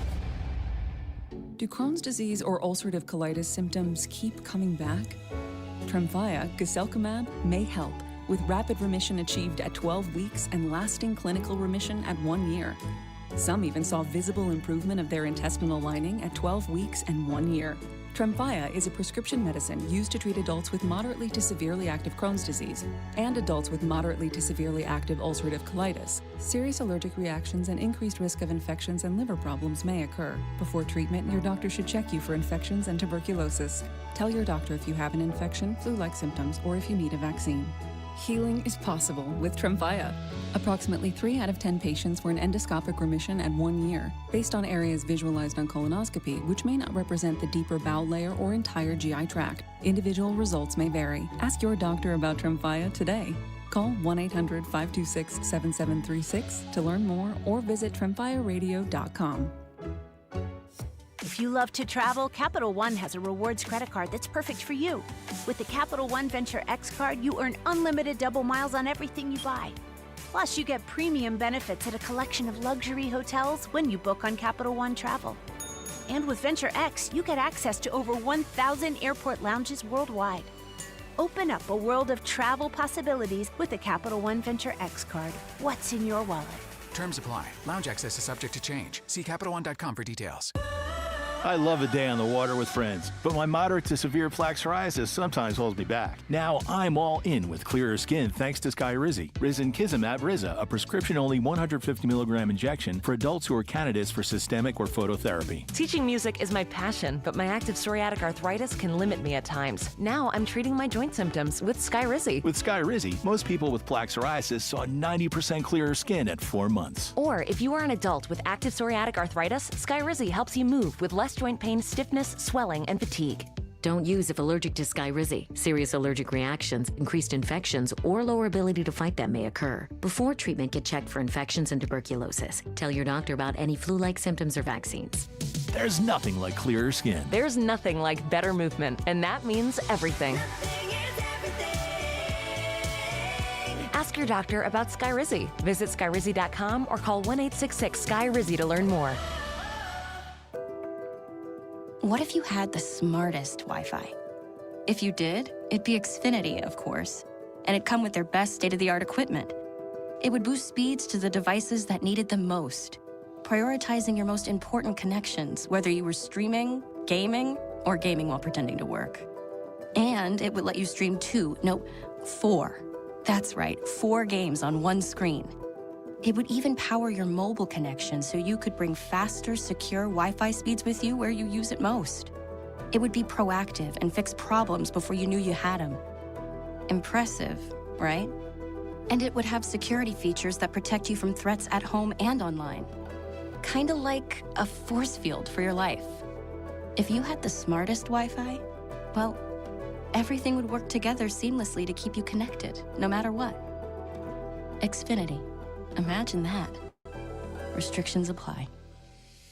Some big news. Just before Charlie Kirk died, he issued a stark warning of terrifying dangers and threats ahead for those who stand for truth. Charlie wrote this in his last published work, the foreword for the new book, Pagan Threat. Authored by Pastor Lucas Miles, Charlie said that Pagan Threat could save America. Charlie said you must read, internalize, and share this book. It has the plan to stop the wokeism infecting America. Already a #1 Amazon bestseller, Pagan Threat is available wherever books are sold. Get Pagan Threat free with Newsmax's special offer and save $30. For offer details, go online now to paganthreat.com. That's paganthreat.com. Millions are tuning into Newsmax on all major cable systems. They're downloading our free Newsmax app on their smartphones. And they're getting Pagan Threat to see Charlie Kirk's final words. Go today to paganthreat.com. That's paganthreat.com. Newsmax sponsored this message. $5,000. That's the average amount of money people in the U.S. are now spending on gas in a year. $5,000. That's crazy. If you drive, you have to download Upside, the free app that gives you cash back every time you get gas. That's right. You can earn real cash back with Upside just by buying the gas you're already buying. You can literally start earning cash back today. I use Upside every time I fill up, and I've already made around $300. You're putting gas in your car anyway. Why not get real cash back? If you like free money, download Upside. I'm saving the cash I earn from using Upside to help pay for a vacation later this year. Download the free Upside app now to earn cash back every time you buy gas. Use promo code COOL to get an extra 25 cents per gallon on your first tank. You can cash out anytime right to your bank, PayPal, or a gift card for Amazon and other brands. Just download the free Upside app and use promo code COOL for a 25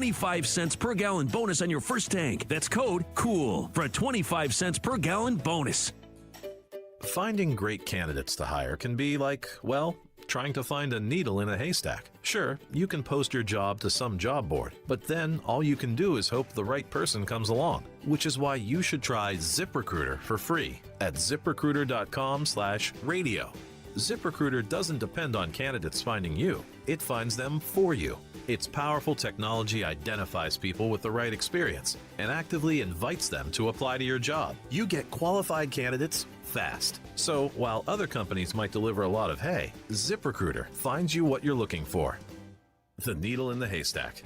See why 4 out of 5 employers who post a job on ZipRecruiter get a quality candidate within the first day. ZipRecruiter, the smartest way to hire. And right now, you can try ZipRecruiter for free. That's right, free at ZipRecruiter.com/radio. That's ZipRecruiter.com/radio. ZipRecruiter.com/radio. Paid for by Hims and Hers Health. Plans not available everywhere. Compounded products are not FDA approved or verified for safety, effectiveness, or quality. Prescription required. Restrictions at forhers.com apply. Wegovy and Ozempic are FDA approved and are the registered trademarks of Novo Nordisk AS, which is not affiliated with Hims and Hers. Trying to lose weight? It's time to try Hers. At forhers.com/radio, you can access affordable, doctor-trusted weight loss treatments tailored to you. These include oral medication kits and compounded GLP-1 injections, the same active ingredient that's in Ozempic and Wegovy. Through Hers, pricing for oral medication kits starts at just $69 a month for a 10-month plan when paid in full upfront. No hidden fees, no membership fees. Hers brings expert care straight to you with 100% online access to personalized treatments that put your goals first. Reach your weight loss goals with help from Hers. Get started at forhers.com/radio to access affordable, doctor-trusted weight loss plans. That's forhers.com/radio. forhers.com/radio. Ballybet Sportsbook. Yo, Ballybet stacked for football season. When it comes to sportsbook apps, it's undefeated. Ballybet. Check out that brand new parlay zone. Here's the kickoff. Build your bets and place them right on your phone. What? Live bets, daily boosts, and promos. Increase your odds so you can win more dough. Touchdown! Ballybet's the play. Make game day more fun and download it today. Must be 21 plus and present in New Jersey. See site for full terms and conditions. Gambling problem? Call 1-800-589-9966. Ballybet Sportsbook and Casino. Download it. Home of the Philadelphia Eagles. They've got him. It's a sack. Sixers. Oh, baby. And Flyers. He scored! 97.3 ESPN. WENJ. WENJ HD. Millville, Atlantic City. A Town Square media station serving all of South Jersey. This is the Sports Bash with Mike Gill on 97.3 ESPN and the 97.3 ESPN free mobile app. Now live from inside the Ocean Casino Resort Studio, here's Mike Gill. At 5 o'clock, Sports Bash Live, 97.3 ESPN, the 97.3 ESPN free mobile app. We are streaming live video on the X platform, YouTube, at Mike Gill Show. I'm your host, Mike Gill, 5 o'clock hour. It's been a wild, we've got the baseball games going on. We have the news with Quentin Grimes. He has signed with the Sixers, gets the qualifying offer.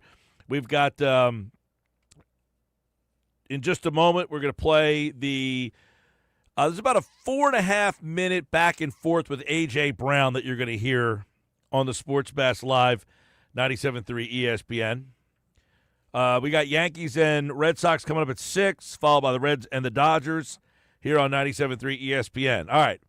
So A.J. Brown just speaking out his locker. So the audio is, you can hear it. You can hear what he's saying. There's a little bit of locker room murmurs on the background, but we did our best to try to kind of suppress the sound in the background. But for the most part, A.J. Brown did what we all thought. Now, I do want to say, before we get to that, according to Jeremy Fowler over at ESPN, despite the 4-0 start, the Eagles are forced to answer for a cryptic tweet from receiver A.J. Brown. That we know. Brown's contract has a dead cap hit of $90 million. They're not trading A.J. Brown. All right? Now, he says it's tough to trade even for someone as aggressive as Philadelphia, though not impossible if designated as a post-June 1st. He says some execs I spoke to this week do not expect Philadelphia to trade Brown in season, but said that it could be something to entertain in the offseason. It's sort of the worst-kept secret inside the league that Brown's love-hate relationship with Philly's passing game bubbles to the surface from time to time. He's a true competitor and wants to be great.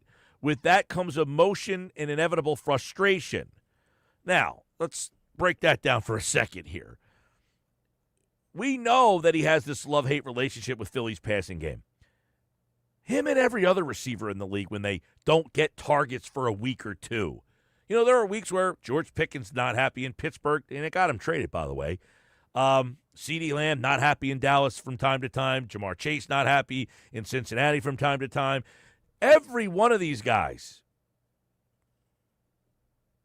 has a love-hate relationship. They love when they get the ball. They hate when they don't. So to me, that is a frivolous speculation at best. Now, he goes on to say Philly could lean on an elite offensive line to carry the load in the run game. Well, as we played earlier from Chris Long, the offensive line right now is not elite, and that is why they are having some issues. He has a banged-up Landon Dickerson, and as Geoff Mosher talked about during Football at 4 today, you have Landon Dickerson, who has had multiple surgeries. He already entered the league with some knee problems, which got him drafted in the second round to begin with. Tyler Steen has replaced Becton, and as Chris Long pointed out on the Greenlight podcast, he does not think Steen has been as dominant in the run game as Becton was. And he went on to say, Jeremy Fowler in this reporting, not really reporting, but, well, maybe it's reporting, because he says, the impression I've gotten from talking to multiple NFL coaches who know Philadelphia well is that teams are forcing Jalen Hurts to throw against zone-heavy defense. Attacking a zone window is not considered a strong point for Hurts, who struggles at times targeting the middle of the field.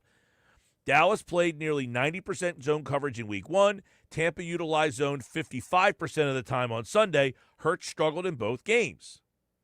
Add in the lack of a Hurts-Brown deep ball connection through 4 games, and Brown's emotions appear to be boiling over. So the core issue seems to be the reality of the limitations of the passing attack as a whole. Maybe a few early game connections this Sunday against Denver will fix things. After all, Brown is a top 5 receiver who ranked outside the top 40 in targets last season and still managed a 1,000-yard season. So, with that, let's hear what Eagles wide receiver A.J. Brown said to the media moments ago from the NovaCare complex inside the Eagles locker room. First off, I want to start off by saying, obviously, Sunday after the game, I let my frustrations boil over. I didn't speak to the media.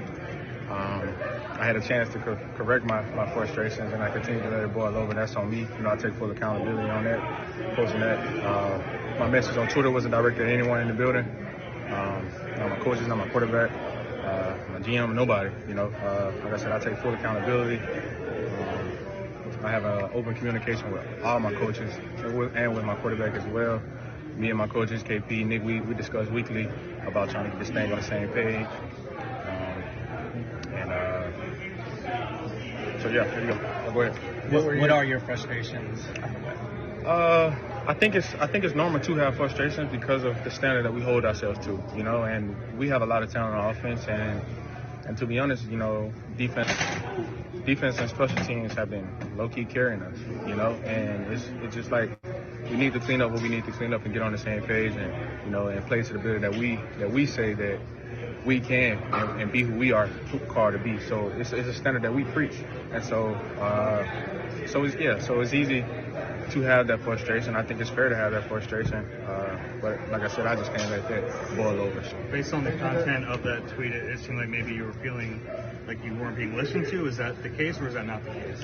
No, again, like I said, the tweet wasn't directed at anyone because I am listened to. Like I said, I have an open communication with my coaches, Nick, KP. I talk all the time with those guys. Nick FaceTime me on Monday when I'm not in the building. This is like a every weekly thing, it's the relationship that we have. So that's not the case at all. With the first coach's account, it was posted on September 3rd. It might be been on your mind for a while. No. I mean, obviously, you can use that verse for anything in life, So, like I said, it's not directed at anyone.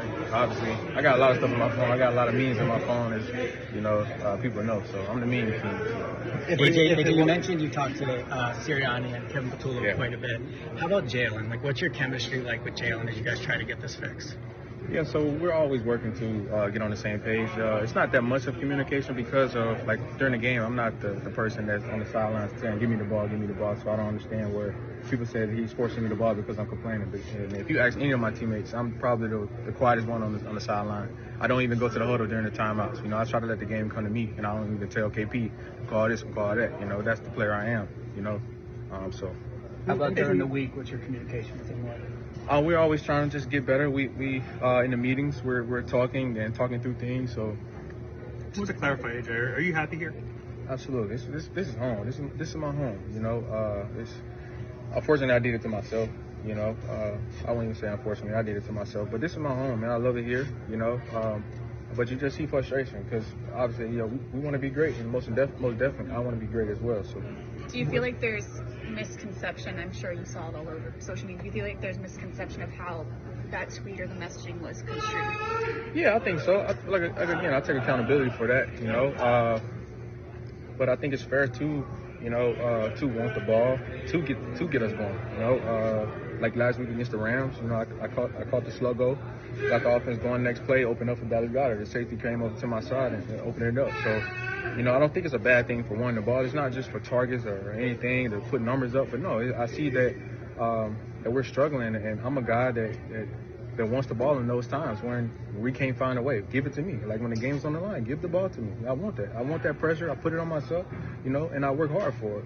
And so that's what, the misconstruction or whatever you misconstrue, whatever perspective you can about me, but it is what it is. And I don't care, to be honest, because my teammates know.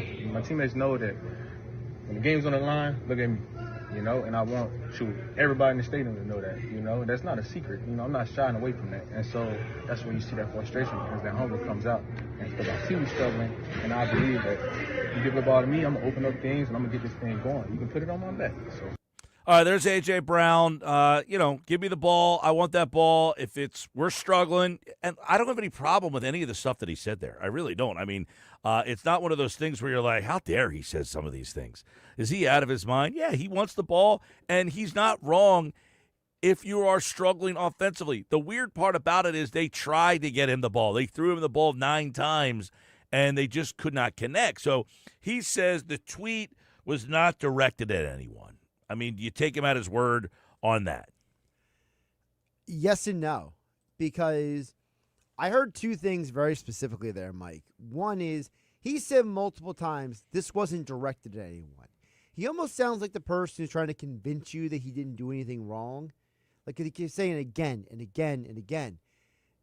At what point does A.J. Brown realize it doesn't matter what your intention was? It's what came out of what you did. Sometimes our actions are not aligned with our intentions, but it's on us to make sure that what we say and do and think, it all lines up. And I don't think A.J. Brown realizes that, Mike.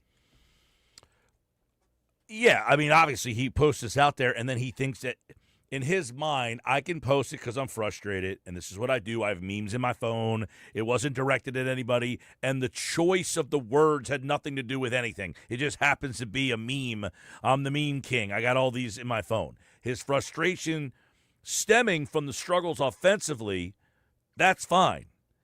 But if you're frustrated, you talk to the coaches. Right. You keep it in-house. It's sacred inside the walls. You don't let it get out. That's what the code of sports has always been. What goes on in the locker room stays in the locker room. He did say he's happy. This is home. He made no indication there, not even a sliver of, he said that. Nothing indicated there that he doesn't want to be here. He also didn't say, like he went straight to the point where he said, I want to be here. This is home. I love it here. So that part is very, very clear.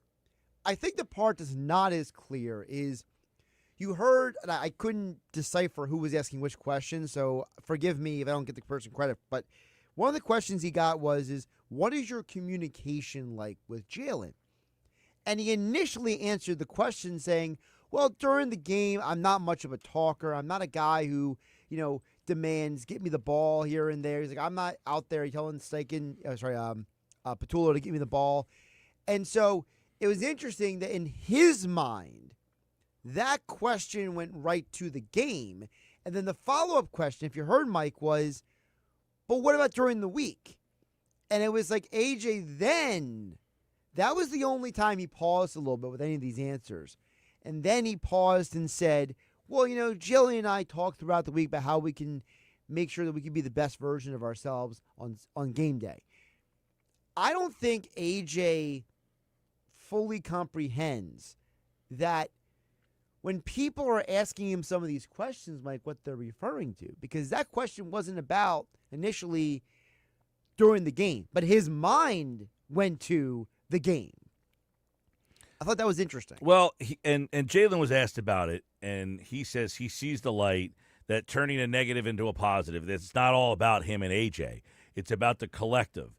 And that's your difference sometimes, is that Hurts sees the big picture of the team's success, And the position that A.J. Brown plays is generally perceived as a selfish position, and he's just looking at it from the perspective as we seem to be struggling. And I think everybody listening right now would agree with A.J. is your offense is struggling, much like last year. Your offense is struggling. We had this conversation. And then Jalen's answer would be, is that all? Is that what you guys wanted to see? We were struggling, but we're winning. So stop it. Like, why are we being questioned for wins? Well, we're being and AJ's saying, yeah, but right. And how long can we? So is Jalen right the way he handles it, or is AJ right to say, listen, guys, you might be okay with this, but I want more. The problem with wanting more from AJ is he's already come out and said that he hasn't been fulfilled by winning the Super Bowl. Yeah, this is a situation where both sides can be wrong. You know, and I know people don't want to hear that. I know people don't want to hear that, but like, it's very fair to say that, hey, Jalen, you need to do a better job of understanding the other side of the coin. And AJ, you need to delete the memes off your phone and talk to Jalen a little bit more. So is it okay if someone says to you, hey, man, I am passive-aggressive. Don't worry about what I say? No. Because what you're basically is trying to have a built-in excuse that if you say or do something that you could turn around and say, oh, man, I'm just passive-aggressive. I didn't mean it the way you think I did. Right. It's like you're building in an excuse. I'm giving you the heads up ahead of time. Right. I'm passive-aggressive, so don't take me serious. Right. But then if I don't know when I can take you serious or not, I don't know That's the corner that AJ has backed himself into. Right. He's the boy that cried wolf.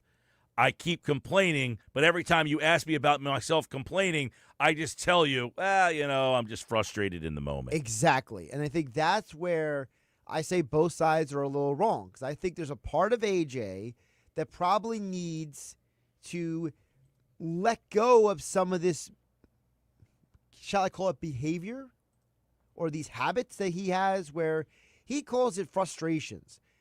Well, it seems like he gets frustrated maybe a little too often, or maybe he's not handling his frustrations a little often. And I don't want to get too far off the point, but I'm not saying that Jalen handles everything perfectly either, Mike. Let's be honest about that. He just suppresses it and suppresses it and suppresses it and just keeps pushing it down. It's like it's like somebody who just keeps pushing their anger down and down and down until it just all. Now we've never seen any evidence that Jalen's ready to combust. Well, I think what Jalen does is he processes his stuff much more quietly than A.J. Brown does. Is that fair to say? Say again? Jalen Hurts processes his stuff more quietly than AJ Well, does. and this is interesting. I mean, I don't want to get into I'm no, so I'm not a psychiatrist here, but you heard what Nick Castellanos said when he was asked about the communication with Rob Thompson, and he said, I'm used to a more direct from my dad. He was more direct. Everybody had a way that they were handled growing up that molds you into the person that you become. And Jalen's dad being a coach, Jalen almost seems like he has no – it would almost be like the guy whose girlfriend says he doesn't show any you never tell me you love me. Yeah, like he doesn't show any affection, right? Like he would be – like you would classify Jalen as what kind of boyfriend is he? Well, he's the guy that just never shows any affection. I have no idea. I'm just saying. Like if you go off his personality and the way that he kind of carries himself, you would think – that's what his girlfriend thinks is, right. I got this good-looking guy, but he never shows me any affection. Whereas AJ's on the other end of the spectrum, where AJ's sending you all kinds of mixed messages. Well, yeah, absolutely. And that's why I go back to the Castellanos thing. He's saying the communication I've had in my life was more direct.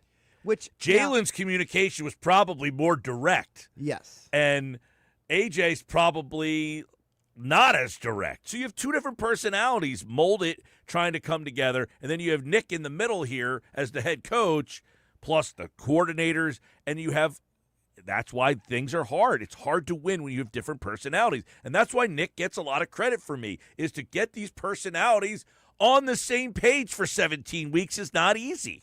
I would also bring up that you just brought up Nick Sirianni. does maybe Sirianni's own personality influence some of this, where Nick is very emotional and open, and the players seem to buy into that? Is there a part of it that maybe AJ indirectly thinks it's okay to him to say and do what he does because the coach doesn't, push back? Like you brought up how Canty is used to a much more heavy-handed coach, right? Well, is this maybe a weakness in Sirianni's repertoire that maybe it would be helpful if he was a little bit more heavy-handed with some of this stuff? Maybe. I mean, he's done nothing but win. I mean, it's hard. I understand. It's hard to criticize whatever he's doing in terms of the way you might not like his X's and O's, but the end result is that, let me pull up the number for you here. But we also know that when A.J. Brown and when Lane Johnson don't play, the Eagles have a horrible win-loss record. So we can credit Sirianni for the great job he's done at winning, getting the 2 Super Bowls, and winning a championship. Nick is 52-20. He has the 4th highest winning percentage in NFL history. The only 3 guys that are ahead of him, Guy Chamberlain, who coached in the 20s. Yeah, nobody knows who he is. John Madden. Legend. And Vince Lombardi. Legend. Then Nick Sirianni. He is the 4th highest winning percentage in the history of the game. But then I go back to what I was saying before, which is, you said 20 losses, right? He is 52-20. So if I went back and checked. By the way, he has 52 wins and 20 losses. Right. Jalen Hurts is 50-20. So he has 30 games over 500. Jalen Hurts that's the 5th best winning percentage since the merger. The only guys ahead of him are Patrick Mahomes, Tom Brady, Roger Staubach, and Lamar Jackson. He eclipsed Joe Montana with his win on Sunday. So these 2 guys, in other words, the formula seemingly has worked for them. And I agree. But part of that formula, which was the point I was going to make there before you brought up the exact number, which is I feel pretty comfortable saying that we went through all 20 of those losses for Nick Sirianni, that at least half of them came with A.J. Brown and Lane Johnson not on the field. So a good number of those came without Lane. We know that. And A.J., a couple there. Play Plus, the first they year. were 2-5. Right. They were 2-5 the first year. So Sirianni, 5 of his 20 losses came in his first 7 games. Right. So, but in the first 7 games, there was no A.J. Brown in 2021. So I'm not saying that Sirianni wouldn't be a winning coach without A.J. Brown, but I'm saying that it helps. And I think that this is where I would say this. I just, you're right about that. It helps, but they went 2-5. And then he figured out what they needed to get rid of and switch to, and then they went 7-1. I have to double check, but I believe it was 8-1 actually. Whatever their record was, back end, they started 2-5. I don't remember if that was a 17-game season or a 16-game season. I want to say they went 9-7 that year, maybe 9-8. So they finished 9-8. Okay, so yeah, it was a 17-game season. They started 2-5. So they won 7-3 down the stretch. So even without A.J. Brown, he figured out how to fix it enough to go 7-3 with A.J. Brown not on the roster. Right. So people always say, well, you have A.J. Brown. Well, he went 7-3 for a stretch without him. I just think that there's a lot of layers to this, and I am very curious because you mentioned before, Mike, there's a lot that we're not in the building. Well, Sirianni did say today, I wish you guys could come in and see the first, 15 minutes of the practice or whatever. He said something to that extent. Yeah, the team meetings he was talking about. The behind-the-scenes stuff that nobody puts on camera at all, which I got to be honest with you. I think that when we have that documentary come out later this year, remember the Eagles are on the in-season Hard Knocks? Yeah. Are we going to get some of this information coming out in December? Good point. Is the Hard Knocks rolling right now? It might be. Is that part of the reason why Sirianni said that, Mike? Because he knows the cameras are rolling and he knows that what's going on is going to be front and center during in December. I hope everyone's got their HBO Max subscriptions ready to go. When does that start? December.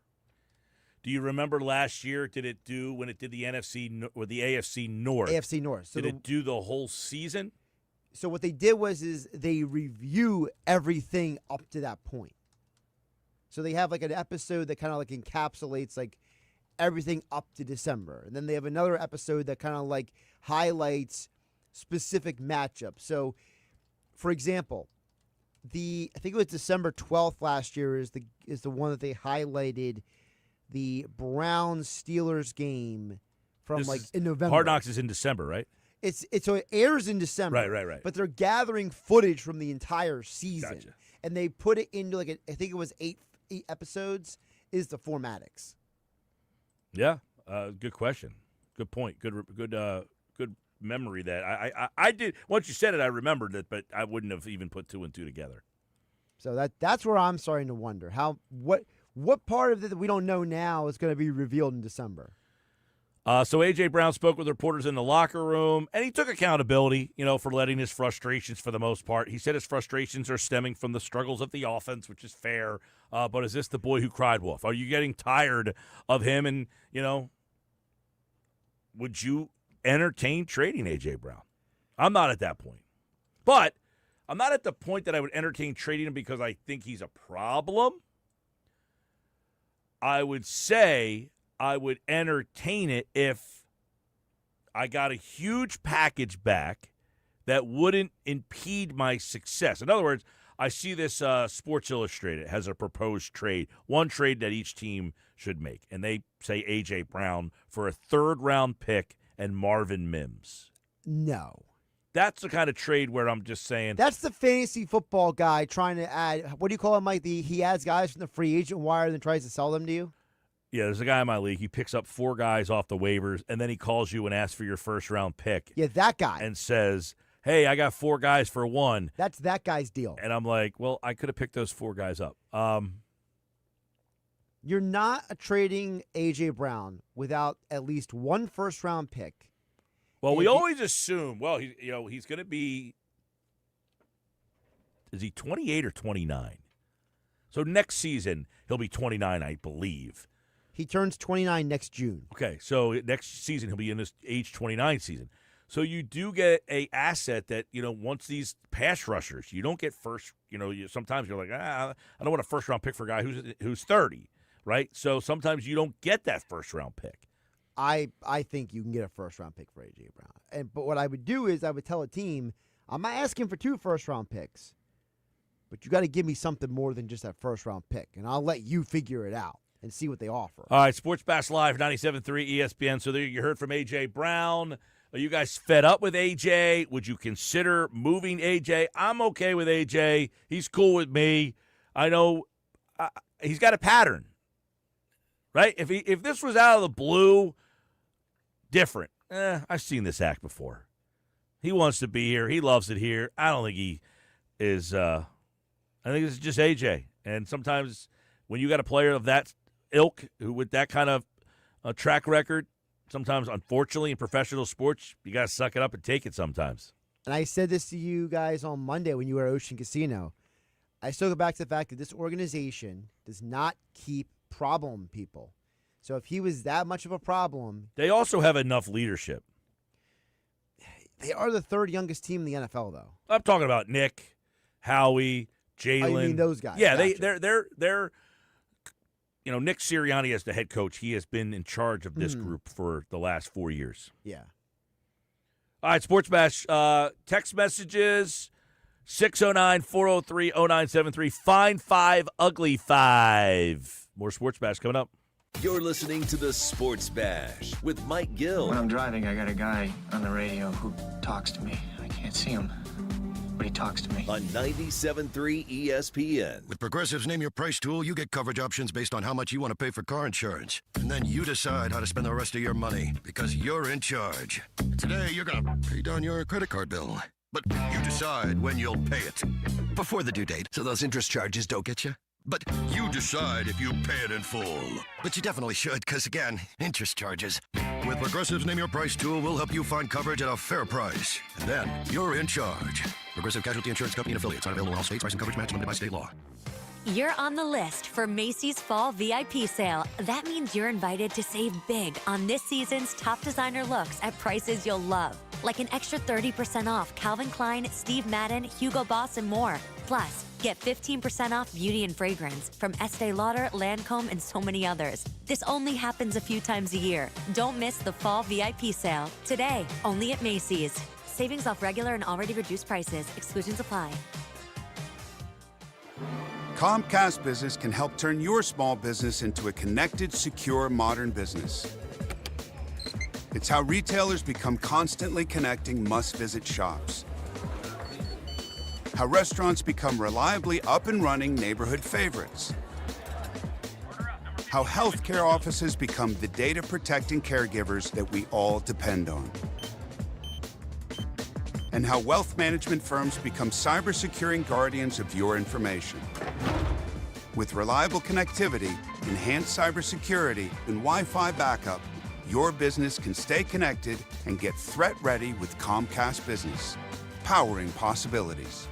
Get started with our reliable business internet. Plus, stay connected when you add Wi-Fi backup for just $35 a month. And ask about a $500 prepaid card on a qualifying gig bundle. Call today. Restrictions apply. Wireless Connect requires business internet for additional monthly charge. Taxes and other fees extra. Prepaid card offer ends 11/16/25. Contact Tax Relief Helpers for details and restrictions. Attention, anyone that owes money to the IRS. Every day, your unpaid tax debt gets bigger and bigger from daily interest. The longer you wait, the more you will end up paying. If you owe $10,000 or more, now is the time to settle your debt before the IRS takes aggressive action, like taking your wages or property. A special toll-free number has been established so you can stop penalty fees, avoid liens, levies, or other hostile measures by the IRS. Call Tax Relief Helpers right now. I got behind on my taxes and owed $48,000. I called and they got my bill lowered to just $3,500. I owed $87,000 in taxes and it was scary. I got the amount I owed down to just $3,500. I saved $83,500. If you owe money to the IRS, don't wait another day. Your tax debt gets bigger and bigger from daily interest. Call right now before the IRS enforces liens, levies, or other aggressive measures. The call and consult are absolutely free. Call now. Call 800-936-4807. 800-936-4807. That's 800-936-4807. O'Reilly.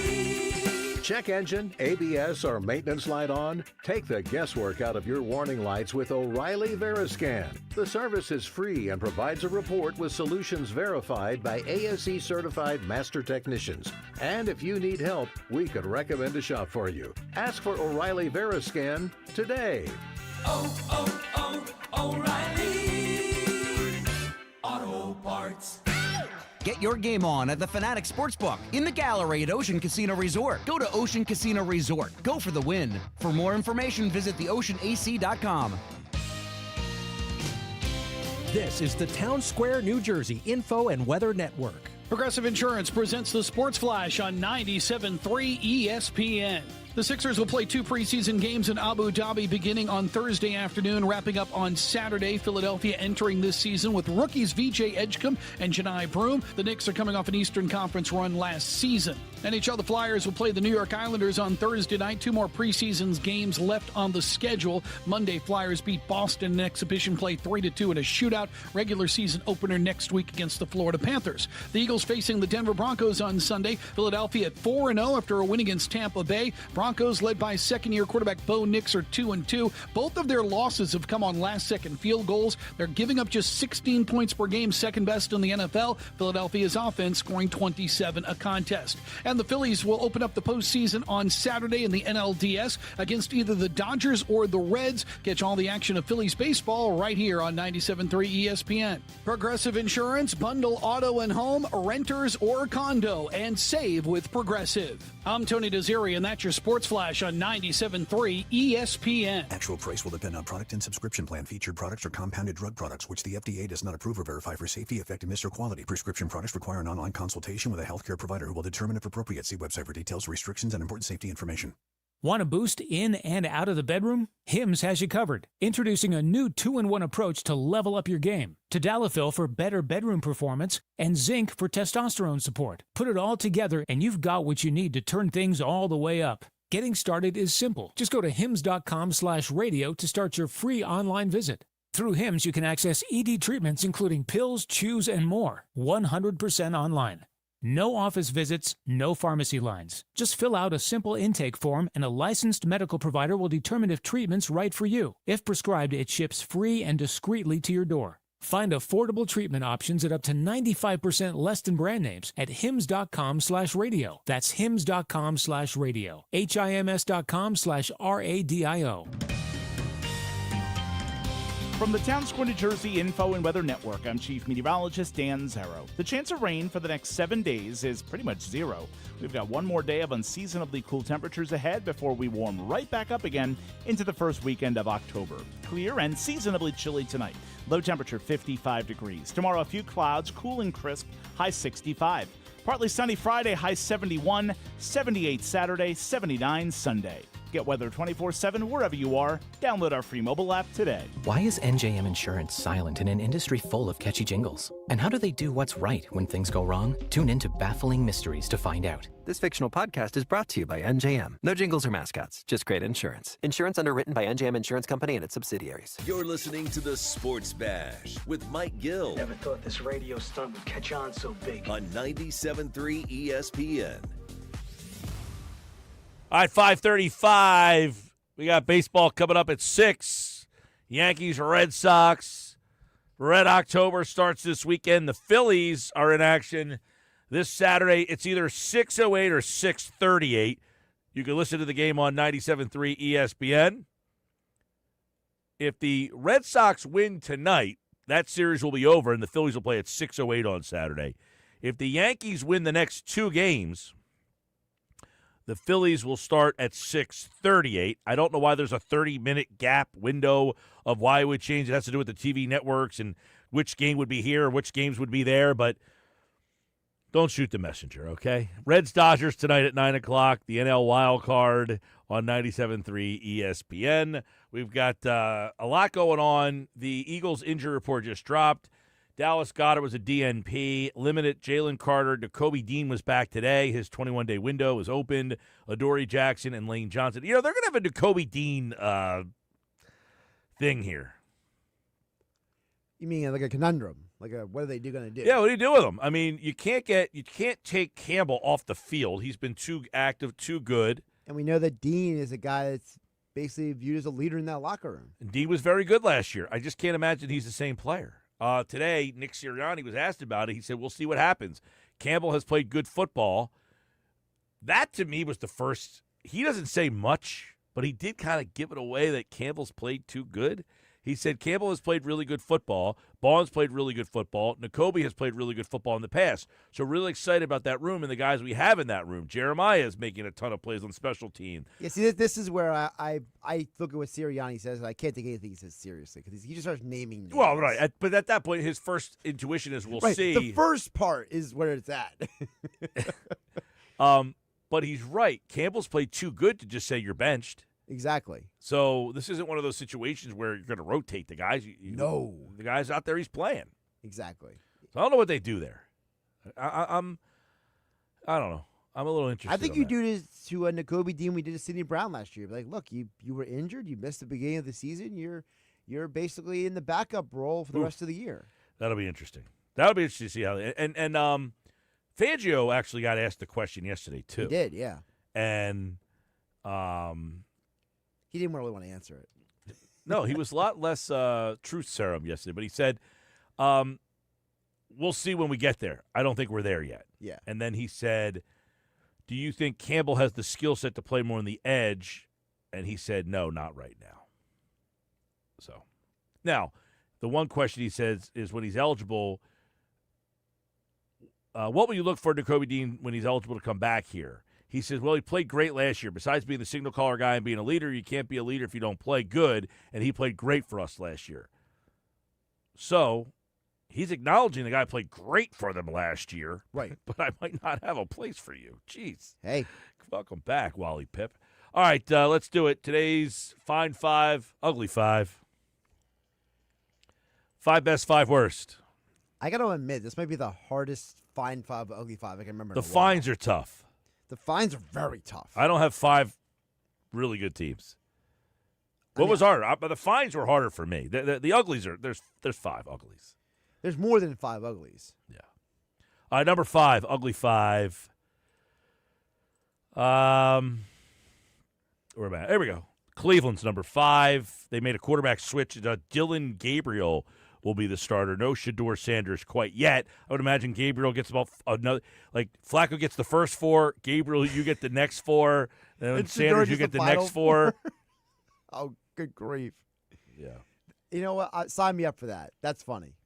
Carolina, number 4. You win 30-0 one week, and then you lose by 30 the next. That's an ugly 5 for me.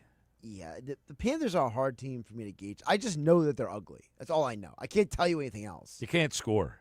Their offense stinks. They don't know what they're doing. I never liked that quarterback when they drafted him number 1 overall. I mean, to me, he's a guy that you take in the 3rd round, and if he turns out to be something great, He looks like a high schooler. Yeah, not changing my franchise number 1 overall pick. I don't know how people get roped into these things. 3, the Jets. They stink. That quarterback's no good either. He can't throw. They don't even ask him. They don't even let him throw. Well, I wouldn't go that far. When he was asked, He had 2 passes in the first half. Okay, in the second half, when they had to come back and try to tie the game, he did light it up a little bit. The problem with the Jets is that they hired the wrong coach. Well, that's one. But the other problem is that they have no offensive line. You can't hire Aaron Glenn when you have quarterback problems. Right. Like, you got to find someone to say, hey, we have weak quarterback play. Let's try to get someone who can get an average quarterback and make them good. That's a problem. They're number 3. Number 2, Saints. Team stinks. Wow, you have the Saints at 2. I got the Saints at 1. They fought hard last week. They're in that game against Buffalo. I mean, they're getting 16.5 points, and they were within a touchdown. I just think that their defense is just not good. Well, neither is – you said their defense is not good. They've given up 121, and my number 1 team has given up 120. But the number 1 team on my list has only scored 51. I mean – the 2 defenses are terrible, but the Saints have scored 66 points this year. Tennessee has scored 51. That team's the worst team in the league. And by the way, there's reports that the coach might get fired by the halfway point of the season. Good, he should be. Did he just get hired? Last year. Yeah, I'm just saying. Like, God Mike, almighty. this goes back to the whole thing. You say just because you can call plays doesn't mean you can be a head coach. I agree with that. I would never hire a guy because he was like, hey, a great coordinator. I want a guy who's a leader. I want a guy who can lead a football team, not a guy who's a boy wonder. Like Mike McDaniel is a boy wonder. He sucks as a leader. But McDaniel is so confounding. Yeah, that's my 5. By the way, I got the Dolphins on my ugly 5. They won this week. Doesn't matter. They beat the Jets. They're going to end up in the 5 with Hill out. I mean, their offense is going to be really bad. I will say this. People counted them out that they quit on that coach. They fought hard the week before, and they won this week. So I'll give them some credit for that. With Tyreek Hill out, I want them to go on a 10-game winning streak now. I want them to win without Tyreek. So then when he this offseason, when he's rehabbing from his injury, they can trade him to somebody else, make him somebody else's problem. Do you know who's given up the most points in the league? Titans? Baltimore. Really? 133. They are 1-3. They've given up 133 points. Should they be in the 5? I mean, Lamar Jackson isn't playing this week, You so said maybe. Tennessee. I just told you that the Saints gave up 1 more point than Tennessee. By the way, the second most points in the league. It's not Tennessee or the Saints? No. Is it the Dolphins? No. The Dolphins are 118. Wow, the Dolphins have allowed less than the Titans and the Saints. That's impressive, actually. Yep. That's why they're not in my 5. And they won this week. And they fought hard last week. You get points for that. No. Dallas. Ooh. 132. Would they fire the defensive coordinator midseason? Well, they had a good defensive player. They traded him. They did. But, no, I don't know. Do you fire a defensive coordinator in the middle of the season? Probably not. Although the Eagles did. Sean Desai, not in the middle, but back end of the season. But that was weird, though. That was a whole fiasco. All right, fine five. Number 5. Who you got? I got the Chiefs. Well, who's your ugly 5? My ugly 5, I got the Browns. Hold on. Browns, Dolphins, Panthers. No, sorry. Browns, Dolphins, Panthers, Titans, Saints. No Jets? No Jets. They just lost to the Dolphins. I know. It was a weird list. Or at least you admit that. But I got the Chiefs on my 5. Number 5. I got Tampa. Tampa's on my list. Wow. They're higher than 5. They are higher than 5. I thought I was stretching by just going Tampa. I couldn't find anybody, and I said, you know what? That team impressed me. Am I stretching by going Chiefs? Not necessarily. There's not a 5. Like Tampa, I'm not even sure they are 5, but hey, listen, you went toe-to-toe. You probably could have won that game. They do have some injuries. If Mike Evans is there, they probably, I don't know, they had an offensive line was a disaster. To me, Tampa is like a contender who goes 15 rounds with the world champion, and it's like a split decision. Number 4, the Rams. I have the Chargers. You can't lose to the Giants and be one of the 5 best teams in the league. I'm sorry. Everybody has a bad loss every I year. know, but you have a bad loss, but it means you're out of my 5 if you lose to the Giants. Come on, man. I mean, and the Giants are the epitome of they have a good defense, but they can't score. You have a good defense. That's who you have, the good defense. So you should just stifle them, but you couldn't do anything against them. Yeah. That's a frustrating one. So L.A., you have Chargers. I have L.A. Rams. You want the other L.A. team. Hey, I thought the Rams, they should have beat the Eagles. And realistically, I mean, they beat a good Colts team. I think the big thing with the Rams is I think they're going to get better each week of the season. I think they're going to actually be better in December than they are now. All right, fine 5, ugly 5. Lions, number 3. This is where I got the Bucks. Wow. You don't have the Lions on your list? Nope. These are 2 bad lists by you. No Lions? Nope. No Rams? The Rams were considered. Should be. Should be The in Lions the 5. were not considered. Buffalo's 2. I have the Eagles at 2. And I have Philly at 1. And I have the Bills at 1. Yeah. I mean, to me, I think Philly's defense is better than Buffalo's defense. Right So now, if they played, yeah, I think the Eagles' defense would win the game. is better than Buffalo's defense. And you would say, well, the Eagles' offense is far less than Buffalo's is. I don't know that. I mean, for one day, I think the Eagles can score 30 points if they felt like it. Listen, when these they two needed teams, to. And the Buffalo defense, Yeah. we've already seen is a problem. 2 years ago, we saw these two teams play, and the Eagles won in overtime. Mm-hmm. But it was in Philadelphia. I'm curious to see if these two teams played in Buffalo, would Buffalo win? We'll never see that. I want to. I yearn for. Although they do play later this year. Where's that game? It is at Buffalo. There you go. You will get that game. I'll get my wish. Merry Christmas. It's right after Christmas this year. All right, we'll wrap up the show. Coming up next.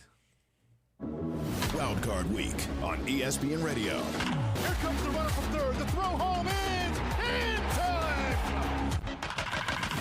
Red Sox Yankees. It's out of here. Reds Dodgers. Diving play. Holy cow. Listen to Major League Playoff Baseball tonight on 97.3 ESPN. Coverage begins at 6 p.m. Brought to you by Fan Zone at Sun Valley Pools in Vineland. Something for every fan of every team and your fan cave. Go to get your game on at the Fanatics Sportsbook in the gallery at Ocean Casino Resort. Cheers your favorite drinks while cheering on your favorite team. Go for the sports scene and go for the endless screens. Go where fans become fanatics at the Fanatics Sportsbook in the gallery. Go to Ocean Casino Resort. Go for the win. For more information, visit theoceanac.com. Must be 21 or older to wager or consume alcohol. Gambling problem? Call 1-800-GAMBLER. Okay, I have to tell you. I was just looking on eBay where I go for all kinds of things I love, and there it was. That hologram trading card. One of the rarest. The last one I needed for my set. Shiny like the... Designer handbag of my dreams. One of a kind. eBay had it, and now everyone's asking, ooh, where'd you get your... Windshield wipers. eBay has all the parts that fit my car. No more annoying... Just beautiful. Millions of finds, each with a story. eBay. Things people love. I love a day on the water with friends, but my moderate to severe plaque psoriasis sometimes holds me back. Now I'm all in with clearer skin thanks to Skyrizi. Risankizumab Riza, a prescription-only 150 milligram injection for adults who are candidates for systemic or phototherapy. Teaching music is my passion, but my active psoriatic arthritis can limit me at times. Now I'm treating my joint symptoms with Skyrizi. With Skyrizi, most people with plaque psoriasis saw 90% clearer skin at 4 months. Or if you are an adult with active psoriatic arthritis, Skyrizi helps you move with less joint pain, stiffness, swelling, and fatigue. Don't use if allergic to Skyrizi. Serious allergic reactions, increased infections, or lower ability to fight them may occur. Before treatment, get checked for infections and tuberculosis. Tell your doctor about any flu-like symptoms or vaccines. There's nothing like clearer skin. There's nothing like better movement, and that means everything. Ask your doctor about Skyrizi. Visit Skyrizi.com or call 1-866-SKY-RIZZI to learn more. O'Reilly. Check engine, ABS, or maintenance light on? Take the guesswork out of your warning lights with O'Reilly Veriscan. The service is free and provides a report with solutions verified by ASE certified master technicians. And if you need help, we could recommend a shop for you. Ask for O'Reilly Veriscan today. O'Reilly Auto Parts. Gearing up for game day? Make sure your home comfort is ready with Broadley's Plumbing, Heating, and Air Conditioning. For a limited time, purchase a Bryant high-efficiency HVAC and get a free coastal upgrade. Built tough to fight salty air and corrosion. Enjoy 0% financing up to $25,000 with no money down. Trust the team serving South Jersey for over 100 years. Call Broadley's at 609-390-3907 or visit broadleys.net. Bryant, whatever it takes, go Birds. Hey, want to hear something great? Right now at Wendy's, you can get 2 of the #1 selling bacon cheeseburger in all fast food, the JBC, plus medium fries and a medium soft drink for just $8. Want to hear something else great? Double the burger means double the bacon. Now that's a game changer. 2 of the #1 bacon cheeseburgers with fries and a drink for just $8. Gotta be Wendy's. Limited time only. U.S. price and participation may vary. Request $8 JBC meal deal to obtain discount. Individual items at regular price. You're on the list for Macy's Fall VIP Sale. That means you're invited to save big on this season's top designer looks at prices you'll love. Like an extra 30% off Calvin Klein, Steve Madden, Hugo Boss, and more. Plus, get 15% off beauty and fragrance from Estee Lauder, Lancome, and so many others. This only happens a few times a year. Don't miss the Fall VIP Sale. Today, only at Macy's. Savings off regular and already reduced prices. Exclusions apply. Ballybet Sportsbook. Yo, Ballybet stacked for football season. When it comes to sportsbook apps, it's undefeated. Ballybet. Check out that brand new parlay zone. Here's the kickoff. Build your bets and place them right on your phone. What? Live bets, daily boosts, and promos. Increase your odds so you can win more dough. Touchdown! Ballybet's the play. Make game day more fun and download it today. Must be 21 plus and present in New Jersey. See site for full terms and conditions. Gambling problem? Call 1-800-589-9966. Ballybet, Sportsbook and Casino. Download it. It's the Sports Bash with Mike Gill. Do I have everybody's attention now? On 97.3 ESPN and the 97.3 ESPN free mobile app. All right, 5:53. Get ready to get out of here. Fire off a couple texts before we go.